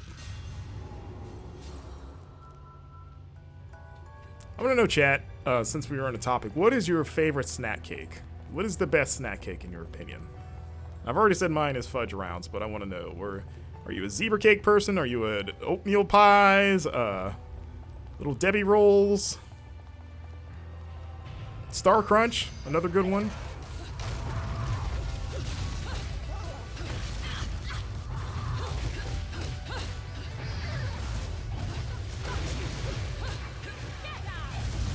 Holly Spicewell, the Hostess cupcakes. Oh yeah, those. I feel like Hostess cupcakes are like, even though they are in the same tier as like a snack cake, I feel like they're almost like the quote-unquote gourmet versions of those. I don't know, as a kid, I thought those were like so fancy.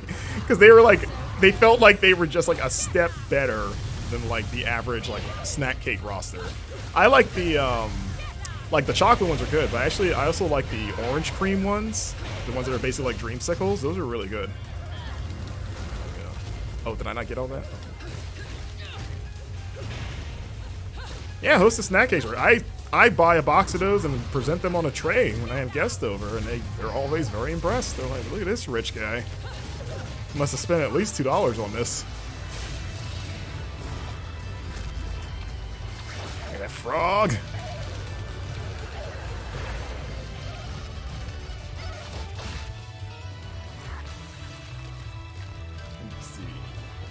Snack cake's not a thing in your country.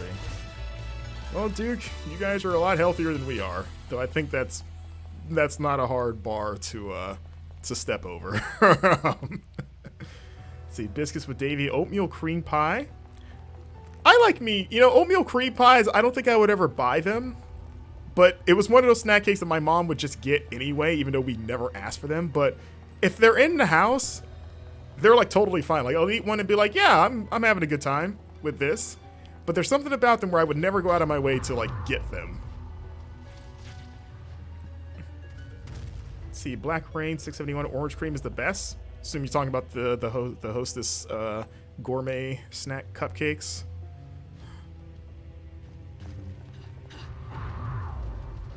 Okay, wait, thought I was going, I got my orientation mixed up, right? So do I not want to jump through there? That's where I came from, right? Because I see the fallen hammer, unless I got to break through that. Don't remember.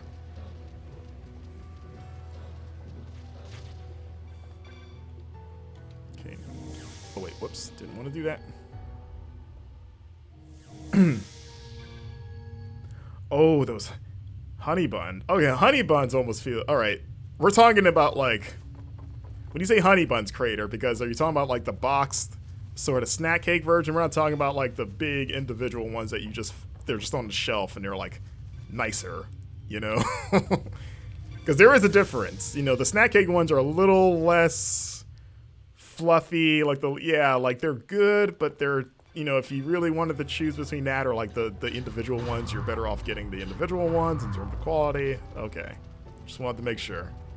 I mean, those are fine too. Like I said, they're good in a pinch when you just want to. I can't remember the last time I had a honey bun, actually. It's been legit years since I've had a honey bun, but that was like, in middle school especially, that was like a staple snack. Like that was like after school, go to the corner store and get a honey bun and like some Jungle Punch, which I don't know if you guys had Jungle Punch. Maybe if you lived in like a not great neighborhood that I did, the corner store had like the cartons of juice that had like animals on it, and it was called Jungle Punch, which sounded vaguely racist now that I think about it, but it was good juice.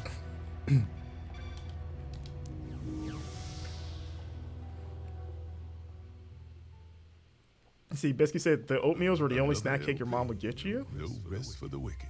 Until she realized there were like 3. A very self-conscious mother, you know. That's good. Bored anyways. Be right back. This one's gonna be fun. Oh, you used to, Black Rain, you used to live near, did you meet Little Debbie? Did you ever see her like coming out the building and like go home, or? Could you smell the snack cakes being made?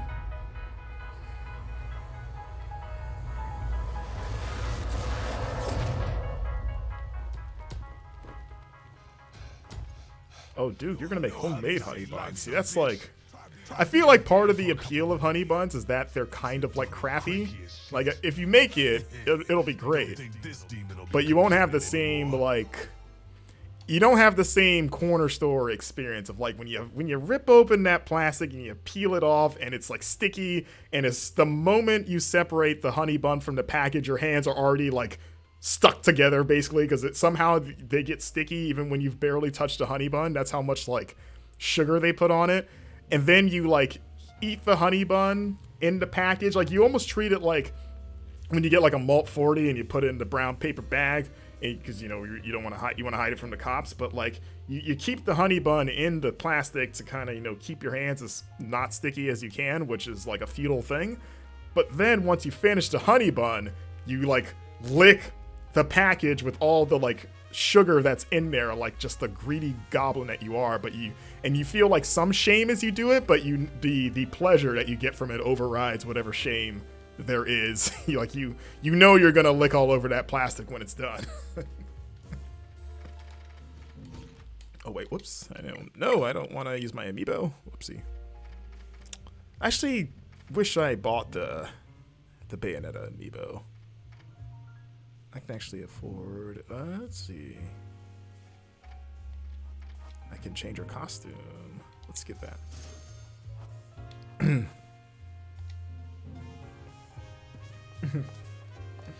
Yes, Crater, always hide your honey bun from the cops. You know, you see them walk by, you lower your arm, you just go like, top of the morning, officer. You don't want them to, you know.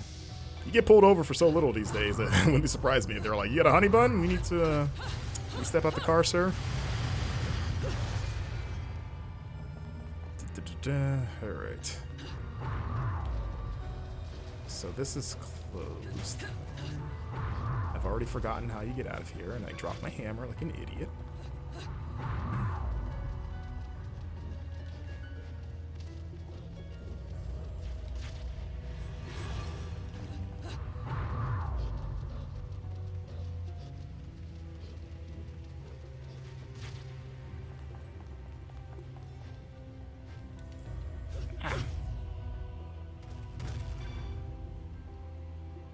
Oh, there we go. Looks like I got a notification.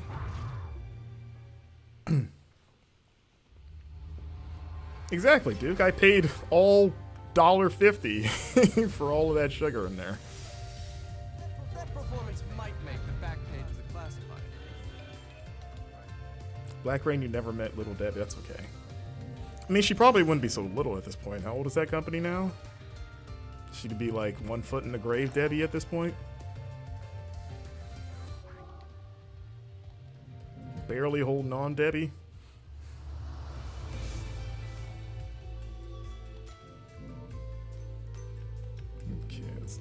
Okay. You have 3, the Bayonetta 1 and Bayonetta 2 amiibos. Nice. Has that investment paid off? Are amiibos still, like, worth things? Don't just walk into Fimbleventer. We're going to have It feels like another lifetime when the amiibo craze was going on. And, you know, obviously they still make them. But, like... Or at least if you have, like, the original set, can I go on eBay and be like, hey, I got that first Samus. How much you want? It'll take us halfway up Fimbleventer. Because I only have a few amiibos. I never really got into it. But I have, like... 5? I think? 5? While you're in the remembering mood, you wouldn't happen to know where the entrance to Inferno is up there, would you? Inferno? You must be in some shit if you're volunteering to go there. Will Ferrell did an entire interview on Fallon. That's what? Well, I need to look that up. That's so specific. Just want to know what prompted that. And which way will you be going? Me? The only amiibos I have are, and they're literally over there. Well, actually, I have 6 because I have the. I always forget that I have the Yarn Yoshi, and I always forget that that's an amiibo because it just looks like a regular plushie. But yeah, I have like the green Yarn Yoshi amiibo. I've got the first Link amiibo, and then I also have Link to Link's Awakening amiibo. That was the last amiibo I bought, was the Link's Awakening one. So I love the look of that game, like the sort of like toy diorama look, and I thought that translated well to an amiibo, so I got that. I have the Simon Belmont amiibo. I've got Mega Man. I've got Sonic, and I think that's it. Yeah, I think that's it.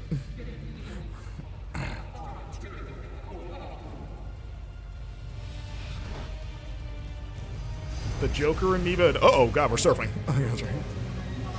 It said Joker and Solaire ones.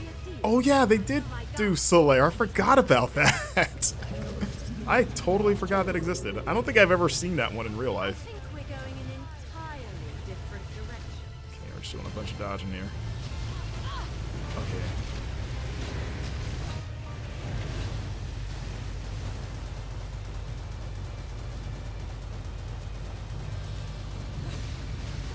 Do you guys, besides I guess Duke maybe, but do you guys still actively buy amiibos? Do you still get excited when they announce new ones? Or I guess does it depend on the game?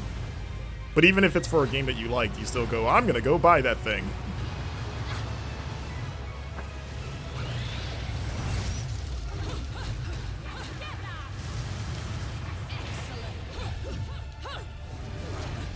And look, see? Zang or Dragon Buddy's back. See, he's fine. I know you felt bad before, but he's okay. He's back. He's gonna be worse off after this fight, but, you know, he's here now.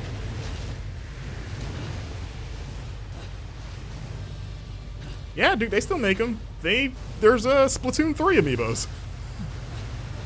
Pretty sure.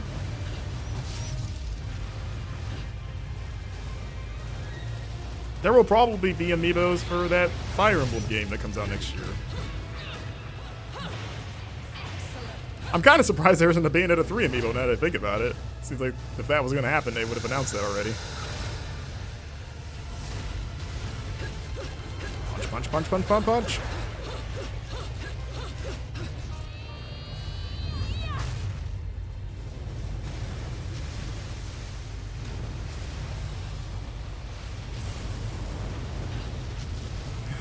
This is a cool little sequence here.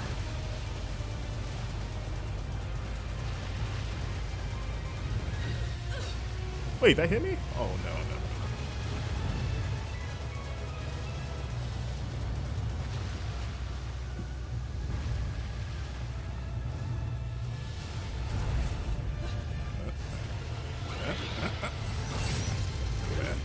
was like the splittest of split-second dodges there. He almost got me.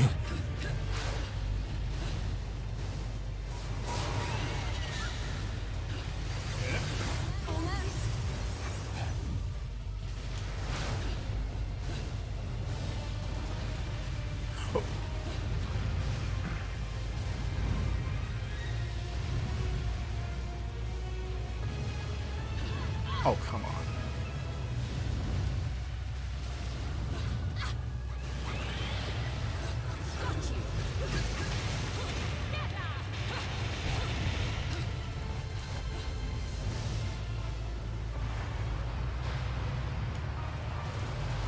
Oh.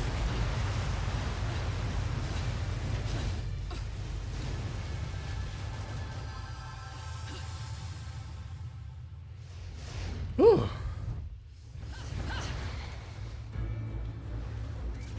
Paradisio, the gates of paradise.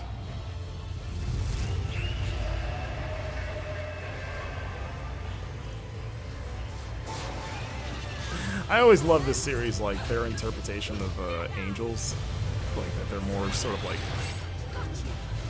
animals, like animalistic than just like humanoids. I thought that was just a really cool idea for them. But they still have like weird faces on them too. But then yeah, when you break through their shell, they're just like, oh, they're all gross inside.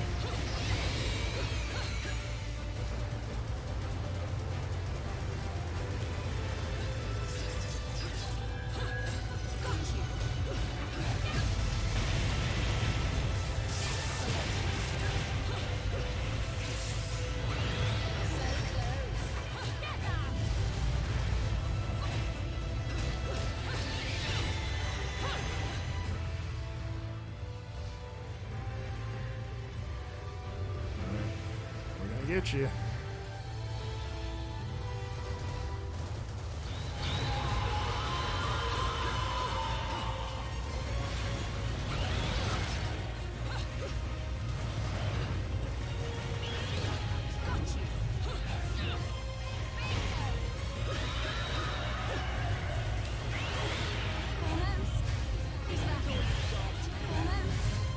Just can't hit me.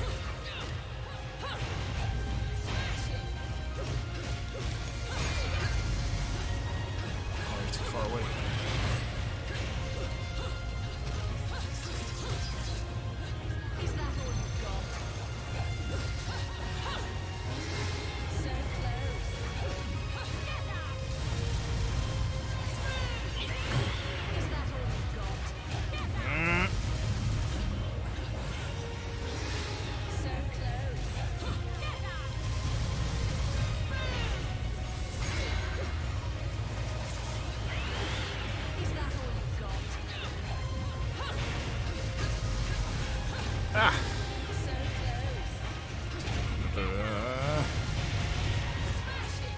I'm so in the zone right now. I can't tell.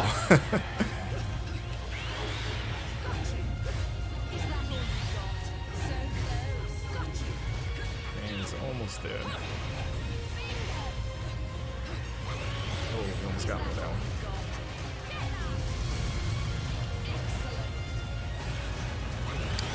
Oh no, I did dodge that. Okay. I thought he did hit me. Okay, that one did though.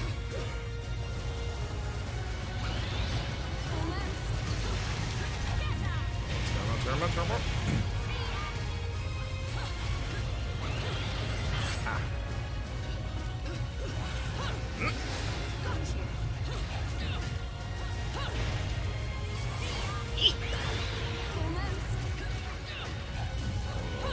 One more hit. There we go. Climax. Get him.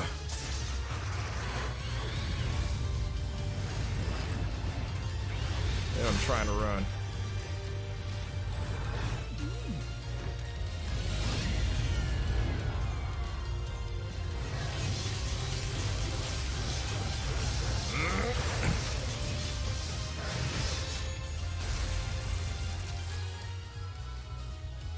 Gold medal, I'll take it.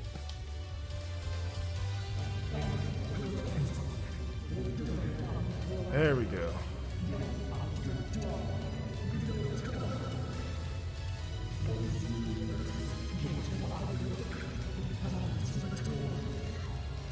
don't recall asking for your permission. This is a game I've always wondered, And I was like, wrong what it would be about like to my play destination. in church because of how, like, you know, Going down.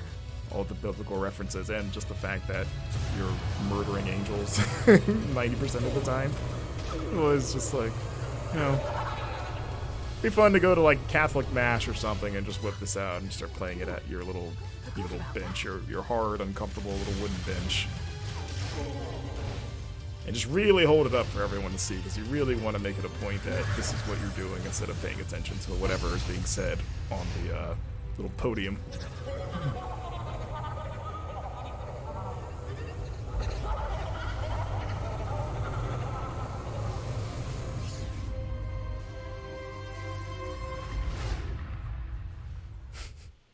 I mean, the Pope is a... I'm still getting over the idea that the Pope has... like, knows what Megalovania sounds like. Oh, there we go! That's a trophy. So, I mean, you know, the seal has been breached for the Pope. He's a gamer now, basically, officially, so... You know, maybe someone next time, like a little choir, can go play some Bayonetta songs in front of him, and then just have like footage of the game playing, and just have. I would pay good money to have someone sit the Pope down and just have him watch Bayonetta gameplay and give his thoughts on it.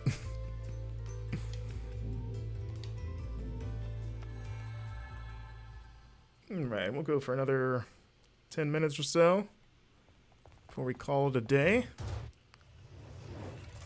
Remember when he... Of course, Crater. Who could forget? The best Assassin's Creed game. Still, one of the best moments in that game. What the fuck was that? Yeah, but I remember thinking that at the time, like, this is a wild game. And it's like, that's after everything else that came before it. Like, this is just a wild game, and like, now I'm just fighting the Pope, because why not? Let's do it. But they did a good job of really making you want to stab that Pope. He was not a good person. I'm in a hurry. Got your family killed. Hey, kid! What the hell was that? Lucas Pope? No, yeah, Lucas Pope's okay. I don't want to stab Lucas Pope. But that Borgia, he's not good.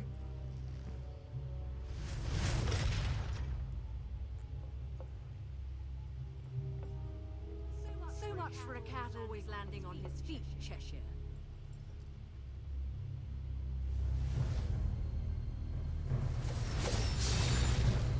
Dun dun dun.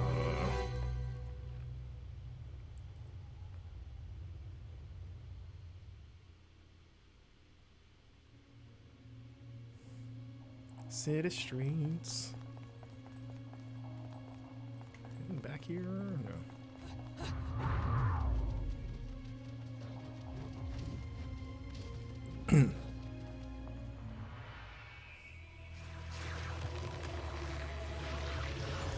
Just look at that thing. Hey, that's an angel. Fidelity. That's what fidelity looks like. No wonder people cheat on each other all the time if that's what if that's what being faithful represents. It's this weird octopus monster. with lasers. Laser tentacles.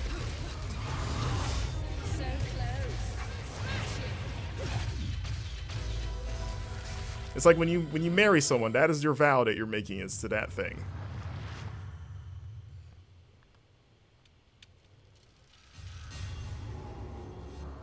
But then maybe that's what would make you, like, stay faithful and not, you know, practice infidelity, because that thing, you know, if you start messing around, that thing shows up to your house and just murders the crap out of you.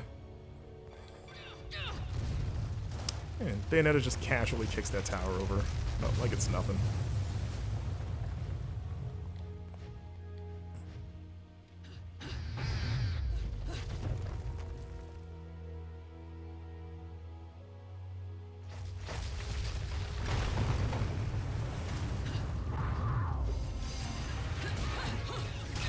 Ah. explain how Luca became less clumsy in this game? He's been less clumsy in this game? Have you watched Luca? I don't know, he's been... I don't think he's really nailed anything that he's done so far in this game. He's been like George of the Jungle swinging into walls and stuff.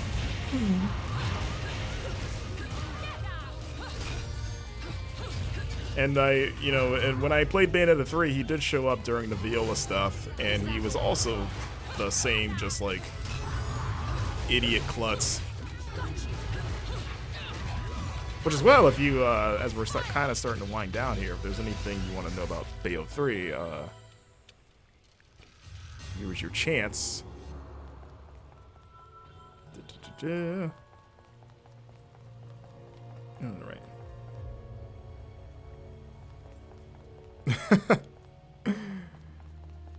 I buy viewers, primes, and followers. Uh-oh.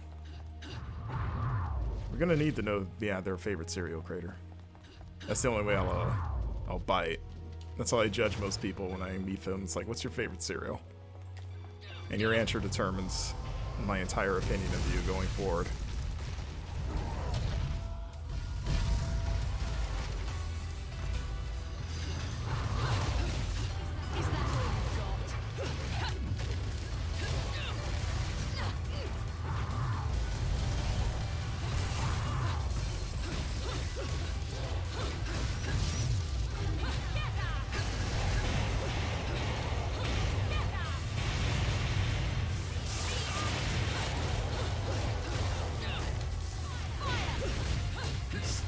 Kick him right in the butt.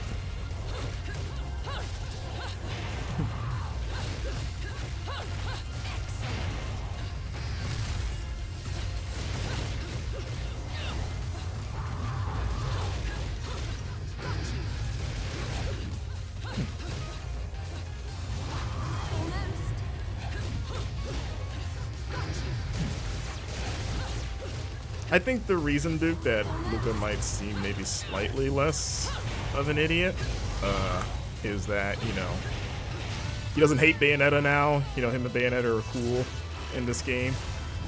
So, like, he's spending less time trying to, like, go out of his way to expose her as a murderer, and now he's just like, yeah, I'm just gonna hang out, help you out.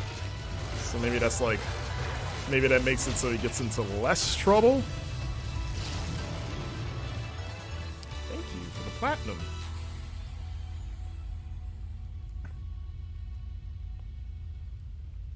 Oh, you're right, Zang. We should do. We will probably do a Halloween stream at some point. What that will be, I don't know. Will it be Goosebumps? Part of me wants to drag Alex Stadnik back into this channel and force him to finish Visage, because I think he is still contractually obligated to beat that game. And I will speak to Bandai Namco about forcing him to fulfill his prior obligation. But yeah, like maybe some other horror stuff. I mean, what's going to be out by the time Thanksgiving, God, Halloween comes out? Like The Quarry might be a fun one. 'Cause I've yet to play that game, and I've heard good things, and those games are always fun to watch. So maybe that's an option. My head feels like it's gonna burst. It's gonna burst. Yeah, that's the Pharaoh. You share a mind with two people now. That's what happens when you wear that necklace. Shit! What was that? I really had fun with the stream we did of what was the Dark Pictures game that we did, Little Hope. That ridiculous thing. That was a pretty fun co-op stream with Reiner. But yeah, I want to check out The Quarry anyway at some point. So that might be a fun one. Where is she? So you are going to her party? Quite the popular one, isn't she? Sorry, mate, but I haven't the fucking. See, this guy, he's kind of like double protagonist, because you mentioned he's got the Millennium Puzzle, but he's also got goggles, which if he was a Digimon character would also signify that he's the main character, so he's kind of like doubling up.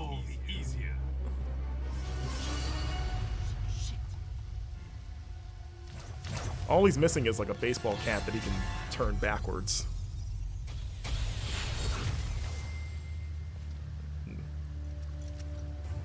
Duke Faison gifting subs. Thank you. And just so you know, when you sub to our Twitch channel, you get access to the Game Informer Discord channel, where a lot of our community like to congregate, have fun, talk about games, movies, and entertainment, all that fun stuff with the Game Informer editors, and it's a good old time. Great community we have. Everyone there is very welcoming. So yeah, you know, feel free to stop in there and say hi.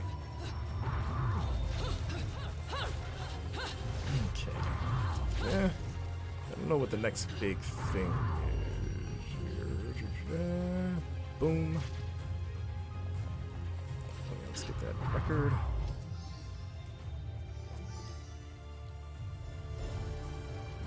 You could say games. Well, I mean, I could say that, Duke, but I don't want Anson to sue me. He just invited me back on Trivia Challenge. I don't want to lose that invite. But you could say it's about Amigo. It's about fun times, amigos, and improving yourself. I guess that's sort of the like Sam's Choice version of their little catchphrase, I guess. Their mantra.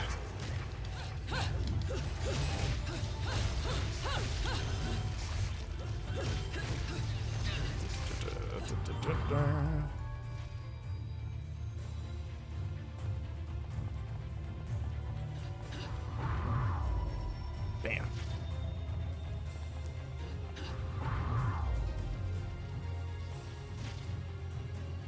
Oh, look at these guys. Oh, these guys are in love. Can I mess her? Oh, I just ruined their night. Well, now you can bond over your mutual love of running for your lives.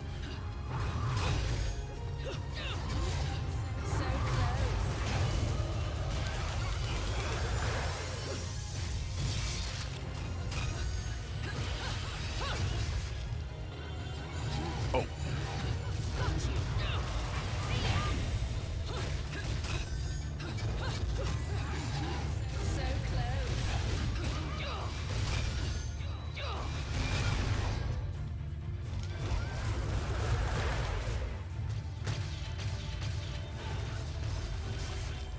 Noise. It is coming up October 17th, I believe is the date. I know Min-Max just announced it today, but yeah, that's gonna be super fun. Tune into that. It's for good cause, charity. Yeah, lineup for that, much like last year, insane. Some really awesome folks taking part in that, and I'll be one of them. So yeah, I'm super excited for that. That'll be a blast.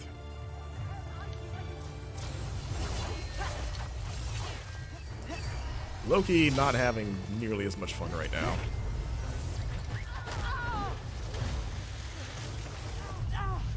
And there you go, the reveal that he has cornrows. That's what they were hiding from us this whole time. Now he looks like a divine version of Riley from the Boondocks.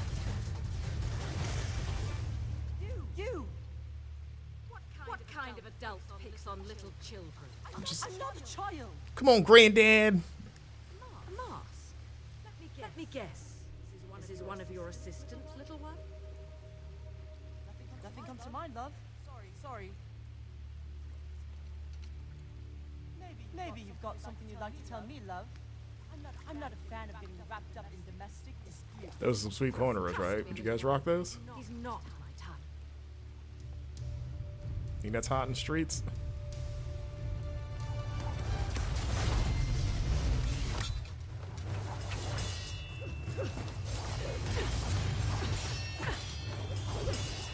Look at this, we got someone that can actually stand up to Bayonetta.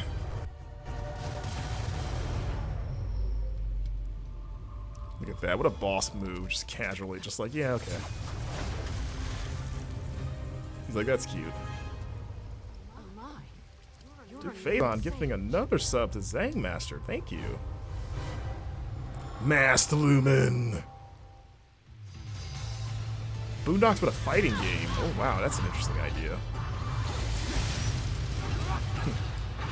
But who would the roster be? Because really the only few characters that actually can fight were like, obviously Yui and I mean, I guess technically, like, you know, Riley and Granddad could fight. They just weren't, like, trained fighters, but I could go for that.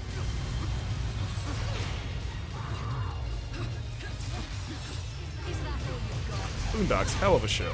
Hell of a show. I have all the... It's one of the few, like, DVD sets that I still have left, is, like, all 3 seasons of the Boondocks.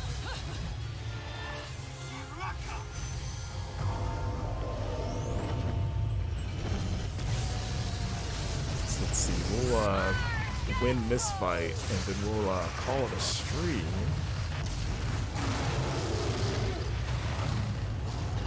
So look at that, our big demons are fighting in the back while we're fighting up here. That's such a cool visual. What's he doing? I need to cut that out, sir.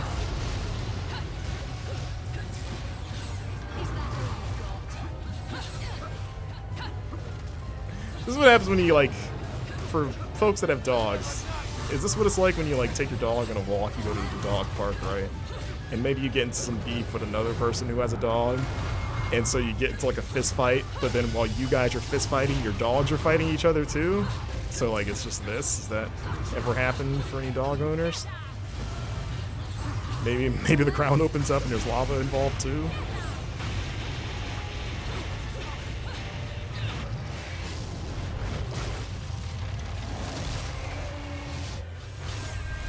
Oh, the Bob Ross and Boondocks game?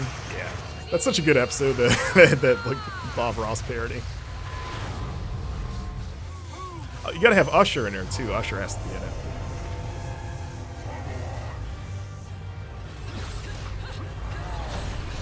Maybe FEMA as an entity is a character in the Boondocks game.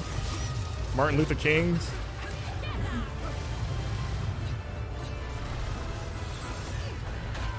Oh, whoa, we hit him? No, sir.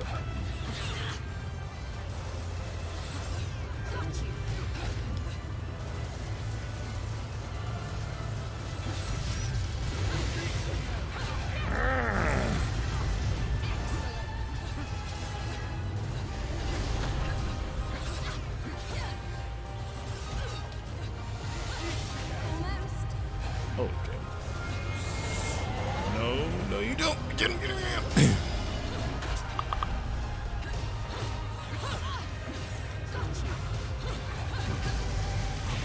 Mess him up.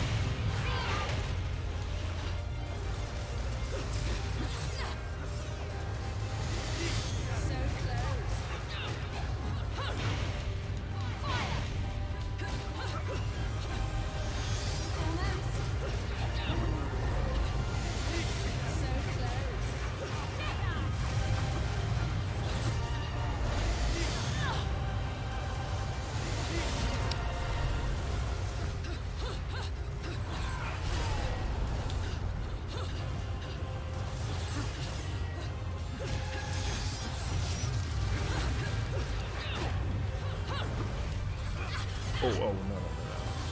Got all those hits on me? Got all those hits on me? There we go. What you got?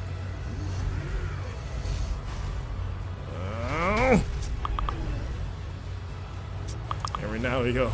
This is kind of a fun part, is Rock. This is almost like a prelude to what Bayonetta 3 is going to do with the Demon Slave stuff. It's just this Rock'em Sock'em robot fight.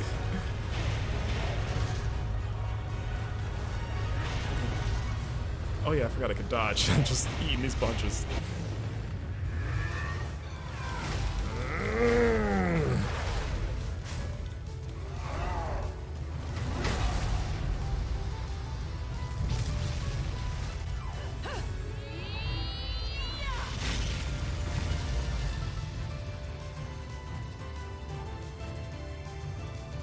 Damn. What a fight. What a game. So yeah, Bayonetta 2, still amazing. Still an incredible action game. Let's see how he did. Okay, silver. It's fine. And yeah, we'll go ahead and call that a stream, everybody. So yeah, Bayonetta 2. Like I said, you can play it now on Switch, or if you have a Wii U laying around, you know, it's there too if you want to do that. But yeah, the game's awesome. Still one of my favorite action games of the last decade. So excited for Bayonetta 3. And yeah, be sure to check out GameInformer.com. We got, Bayonetta 3 on our cover this month. So if you're a subscriber, if you're a digital subscriber, you can already read the cover story. But, print subscribers should be getting the issue in the mail very soon. And yeah, check out our cover story hub on GameInformer.com/Bayonetta 3 for all of our ongoing exclusive features that'll be there, as well as, like I mentioned before, beginning Monday, we'll have our exclusive gameplay videos of Bayonetta 3 going up on the Game Informer YouTube channel. I've said Game Informer so much, it's losing all meaning, but yeah, go to all those places, read about Bayonetta 3, watch Bayonetta 3, and, the game comes out October 28th. Should be fun, hopefully. See, but seems pretty good so far. But have a good weekend, everybody. We'll see you next week for, I believe we should be back to the Metal Gear Rising Super Replay. Otherwise, it'll be something else, but it should most likely be Metal Gear. But enjoy your Friday, everybody, and I'll see you next time. Adios.